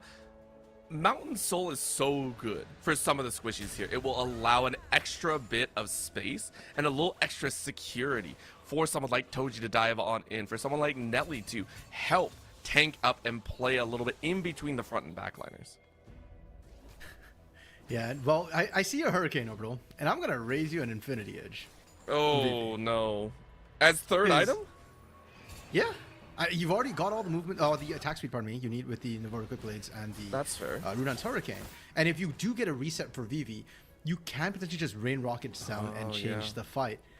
That might not be relevant. Rocket comes across once again. Vivi's been doing great in terms of knowing when objectives are being done, but it's not enough. The steal's not coming across. And for Vivi to get that reset, you really need the IE, and you kind of need UFO to mess up a little bit. They have been playing a little bit sloppy on the dive, so there is still a window, but that window is getting tinier and tinier as we go along. Let's see if they can do it right now. With Baron down, it is going to be a chance for UF Orange to kind of push their way into the base. Hunt is on, though. Once again, for Toji, bot side is going to fall in favor of JSpec's getting a little bit extra gold, and now you can go ahead and recall, get with the rest of your team, and try and play up. However, tower is getting shredded. Good route to go down, but Baka is being shielded by Gorilla Bomb. It is a force once again with 4 players for UF Orange as mid lane. Toji shows up with Baron Empowered minions to take about 50% of that tower. Yeah, and with the Lich Bane as well, Toji can do a deceptive amount of damage onto these structures. It's not just a traditional mage who does struggle to take this. Instead, you just kind of blitz it down. Now, Lil Baka's set up, just spitting fire into this mid lane turret. And it's just a clean rotation from UFO, from top to mid. And now they're going to look to set up at bot side. Somebody might need to help that wave push a little bit, or they're just going to recall on this push. They're good. They can reset. Yeah, I think it's fine. I think it's okay. I don't see any problem with it personally. They're gonna go ahead and back away, and with Dragon up in a minute, that's where they're really focused. Once again, for Gorilla Bomb, though, you're sitting at, is that really a Zhonya's? Don't do that. I just recognize that. Yeah. I know it's part of the build. It's still mean to see. No matter when I see it, like seeing a Jax go golden, and like, oh, I'm gonna beat this weapon master, and he pulls out a freaking clock in your face. It's like, really? Like, that's not cool. That's really He's not using nice a lamppost, an hourglass. Pretty much par for the course here. You're not wrong, but it is going to be a 3-item upped Jax ready for the ensuing battles. Yeah, and from what we've seen from Gorilla Nuke so far, when he does show up in these fights, expect the Quadra. The big question overall is, can he get a penta before the end of this game? I think so, because he's at least going to get a Quadra in this next fight. That's all I know right now. Gatherings around as both teams have actually opted into the very safe options, mid lane being covered by KSU, not willing to put too much emphasis a little bit further, but KSU, Joey walking into the darkness, willing to play frontliner here. And we mentioned before that Joey hasn't really had the greatest opportunities at being able to find poke and find those kills, so instead has been relegated to step up, create space for the rest of the team to some extra damage down. Meanwhile, Gorilla Bomb on the bottom side has been freely farming and might be knocking on the inhibitor tower door very shortly, as the rest of KSU just posturing for this dragon. They really can't give it up for free. And keep in mind, there is a ward that was not cleared, which Gorilla Bomb is now walking through on the side. He's got flank position. He had TP threat, and he's going to kick this one off. He's screening for now. Vault Breaker used by Joe. He can't dash in. Might have to walk away, so they're going to turn on Gorilla Bomb, but it's a little too late. Gorilla Bomb says hello. That's a backside. Assault Battery on the back line. But the Encore Rex on 3. VV1 is untouched. Do you have enough damage? No, you don't, though. Down goes poor Joey. And guess what? The Kog'Maw is spitting. You don't want to be caught by this dog. And that is going to be a wrecked shot. Thankfully, you only lose 1, but the soul goes UF Orange's way, which is pretty much the last piece of the puzzle. I'm disappointed, Oral. You promised me a Quadra. I did. Well, no, remember, it's always a Quadra or a solo. That's it. Those are the only two metrics that you can run with. Okay, so four Quadra, single, Quadra, single. So next one's Quadra, yeah? Yeah. Oh, that's true. If we're going by patterns, yes. Now, will everyone stay safe and in the way? No. Or Gorilla Bomb will die. You don't have that Azanya's out. Yes, you do. Okay, wait. Where did the second one come from? Now I'm lost. Thought you already used it in the fight. No, you didn't. That's going to be a shutdown coming out for JSpec. That's one down. Baka a little bit too far in the front line, but still being able to be kept alive. Toji running interference, getting that damage down as well. Tornado knocking up Joey, as Joey will fall just as well. Finding Corey is able to pick up their third of the game as the mid lane inhibitor tower will fall. And the 100% win rate on red side, Orbital, is looking like it's gonna continue. 4 men strong, marching in Aeons and VV the world right now. Infinity Edge completed extra zeal in pocket, but VV can't get in range. It's enough. He's cleared the wave, and it looks like UF Orange is gonna back off. I don't think they want to force anything specifically just yet. They recognize that a lot of their gold is on Gorilla Bomb, and they're pushing the spot side instead. Still 10 seconds on Joey and JSpec, so they can clear this one as well as the inhibitor, and we get into this position. Oh, they don't want to go for it. Respect. No big deal at the end of the day. So well done to UF Orange. Even without Gorilla Bomb, they go ahead and take a majority share of KSU's base. Respect. UFO learned from last game, Orbital. They don't want the comeback win from a failed dive under the Nexus. They don't want KSU to just come out of nowhere. And again, it's very possible with the Jinx as well, so they do need to be careful. In fact, VV1, if you look at the CS, VV1's actually leading CS right now, 300. They've been funneling gold into this chase, and sure, Lil Baka has been able to pick up more kills, more assists, but I suspect VV is actually starting to get to the point where he's comparable. Now they just need J-Specs kind of up there as well, and J-Specs is doing a great job. In fact, let's not forget, Gorilla Bomb's death, him getting killed, was at the hands of the Sneaky Snake. That is very true. J-Specs has the opportunity to do the most hilarious thing, which is shut down Gorilla Bomb and toss things to the wayside. Say thank you very much. But of course, at the current moment, with no major objectives except Baron coming up in about 10 seconds, it's clear the waves, get them prepped, clear that scuttle, and make sure this final push is a win. Toji sitting at level 18, 14 stacks on the Magi Soul Stealer, 2.5, 3 items technically. And I'm guessing a Void Staff will be coming out to play at the very end. There it is, completed. A lot of damage coming through. Overall, it's 32 minutes with a 10k gold advantage and Soul on one team. Baron's not a major objective. The only major objectives are Elder and the pentakill for Gorilla Bomb. We're still on that line, which I love. Technically, Yes. I think he's gotten 2 pentas. If you add the solos on top, right? That equals a penta, I think. No, that's how it's I time. tried. It's a timed I event. tried. Okay. Listen, fine. We're playing by real rules and everything. That's fair. So it's a pit stop then, not a major objective for this Baron. Obaka is Another there. rocket. All the routing is perfect. Rocket just to spot out the difference. Unfortunately, even the body of Nelly at full HP is able to cover there.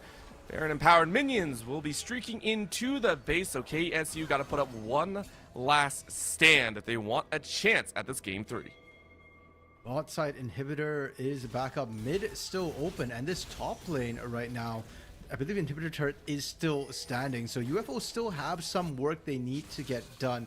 And this is where it gets a little bit dicey, Orbital. That last push, we've seen UFO kind of trip and stumble in game 2. They were in control right to the very end, and we know KSU has that clutch in them with the burned up minions looking for Nelly, not able to bust the shield for now, and BB will have to go back to just clearing the wave.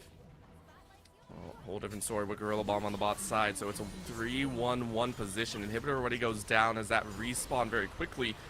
A little bit coming out here, VV1 trying to step up to clear a little bit more, has red buff and blue as that was taken by the team, so at least you got some extra shred. Tower falls at the end of the day though, and they don't want to force that fight. Wrestler Wave crashing in, more cannon minions on top. It is going to be a crushing blow here as KSU feel the game coming towards its end. The only question, will it be on their own time, or will UFO look to push the tempo? Double supers are coming in. The next wave going to be here in just under 30 seconds. Baron buff still on UFO as well. They're taking this nice and slow, just chipping away. That bot size Nexus turret about to fall. And with only one turret, the defense gets a lot tougher. I almost want J-Specs to just send out the Flash Petrifying Gaze, hope you can get someone and maybe get a kill afterwards, but it's such a risky play. Joey went back to try and hold off. That tower is falling ever so slowly. There might not be enough to hold KSU. Where do you decide to go? Once again, we have found Corey. We do not care, though, because Corey is ready to hold the front lines. Level 17. There's going to be the punch. Okay, Joey goes on in. Encore on the backside, but you miss the main objective, which is Gorilla Bomb in your back line. It's assassination upon assassination as UF Orange has cemented this game, and they will move on in the NECC Div 3 East Playoffs. And much like death and taxes overall, you can run, you can hide, you can even fool them once, but they'll eventually catch you in the end. And University of Florida Club Orange, beautiful win, clean win. A little bit unfortunate we didn't get our penta. In fact, I'm not even sure Gorilla Bomb got any kills at the very end there, but they did manage to take everything down. What a series to start the playoffs, huh? It was interesting, and we have to give credit where credit is due. KSU tried their best. They were able to fight back at moments, but we did see their stylization come through in game 1, and after that, it kind of petered out at the very end. So unfortunately for them, my Kansas representatives have now fallen and are out. Their postseason will end here. Maybe they get a chance in the future spring split. But of course, RMC, I do want to ask you, there were so many amazing names, and of course, obviously, Gorilla Bombs, I think, is at the very top of that list, but I want to get your real words here. Who do you think is MVP of this series on the side of University of Florida Club Orange? Well, it's got to be our producer, our observer Adam, for finding Ori, because apparently that was the entire mission of the game. Well, no, obviously it is going to be Gorilla Bomb in the top side. I think his performance across all 3 games was stellar. He won out and was critical. I do want to shout out to Toji for the Evelyn game, though. I'm very glad we did get to catch that and see how effective these sort of off-meta picks definitely can be. Yeah, it was a time and a half, and honestly, congratulations to everyone who has played and even made it here to the playoffs. I think that's something that kind of goes unsaid. To make it here into the playoffs is a very big deal, at least in my opinion. So you played your hearts out, you tried your best, and we'll get to see University of Florida Club Orange take to the Rift once again in the semifinals next week. Of course, that'll be casted a little bit differently and maybe seen by a few different crews as we take a look at all the different divisions throughout, which we appreciate because there's so many teams here in the NECC. With that being said, though, our night is done. However, tomorrow there'll be more action abound. I believe tomorrow is, of course, Overwatch 2, which that will be here on the main channel as well. Big shout out again to Wenzel's, By Blue Light, and Extron for making this possible, and to all of you that also tuned on in. My name is Orbital. With me is Random Minion Caster. We had Adam as well as Chippy on the production, and of course a big shout out to Ramen or Christina, who was running the socials. You saw all the clips out and about. Thank you so much for tuning in, and we'll see you all tomorrow for Overwatch 2 action.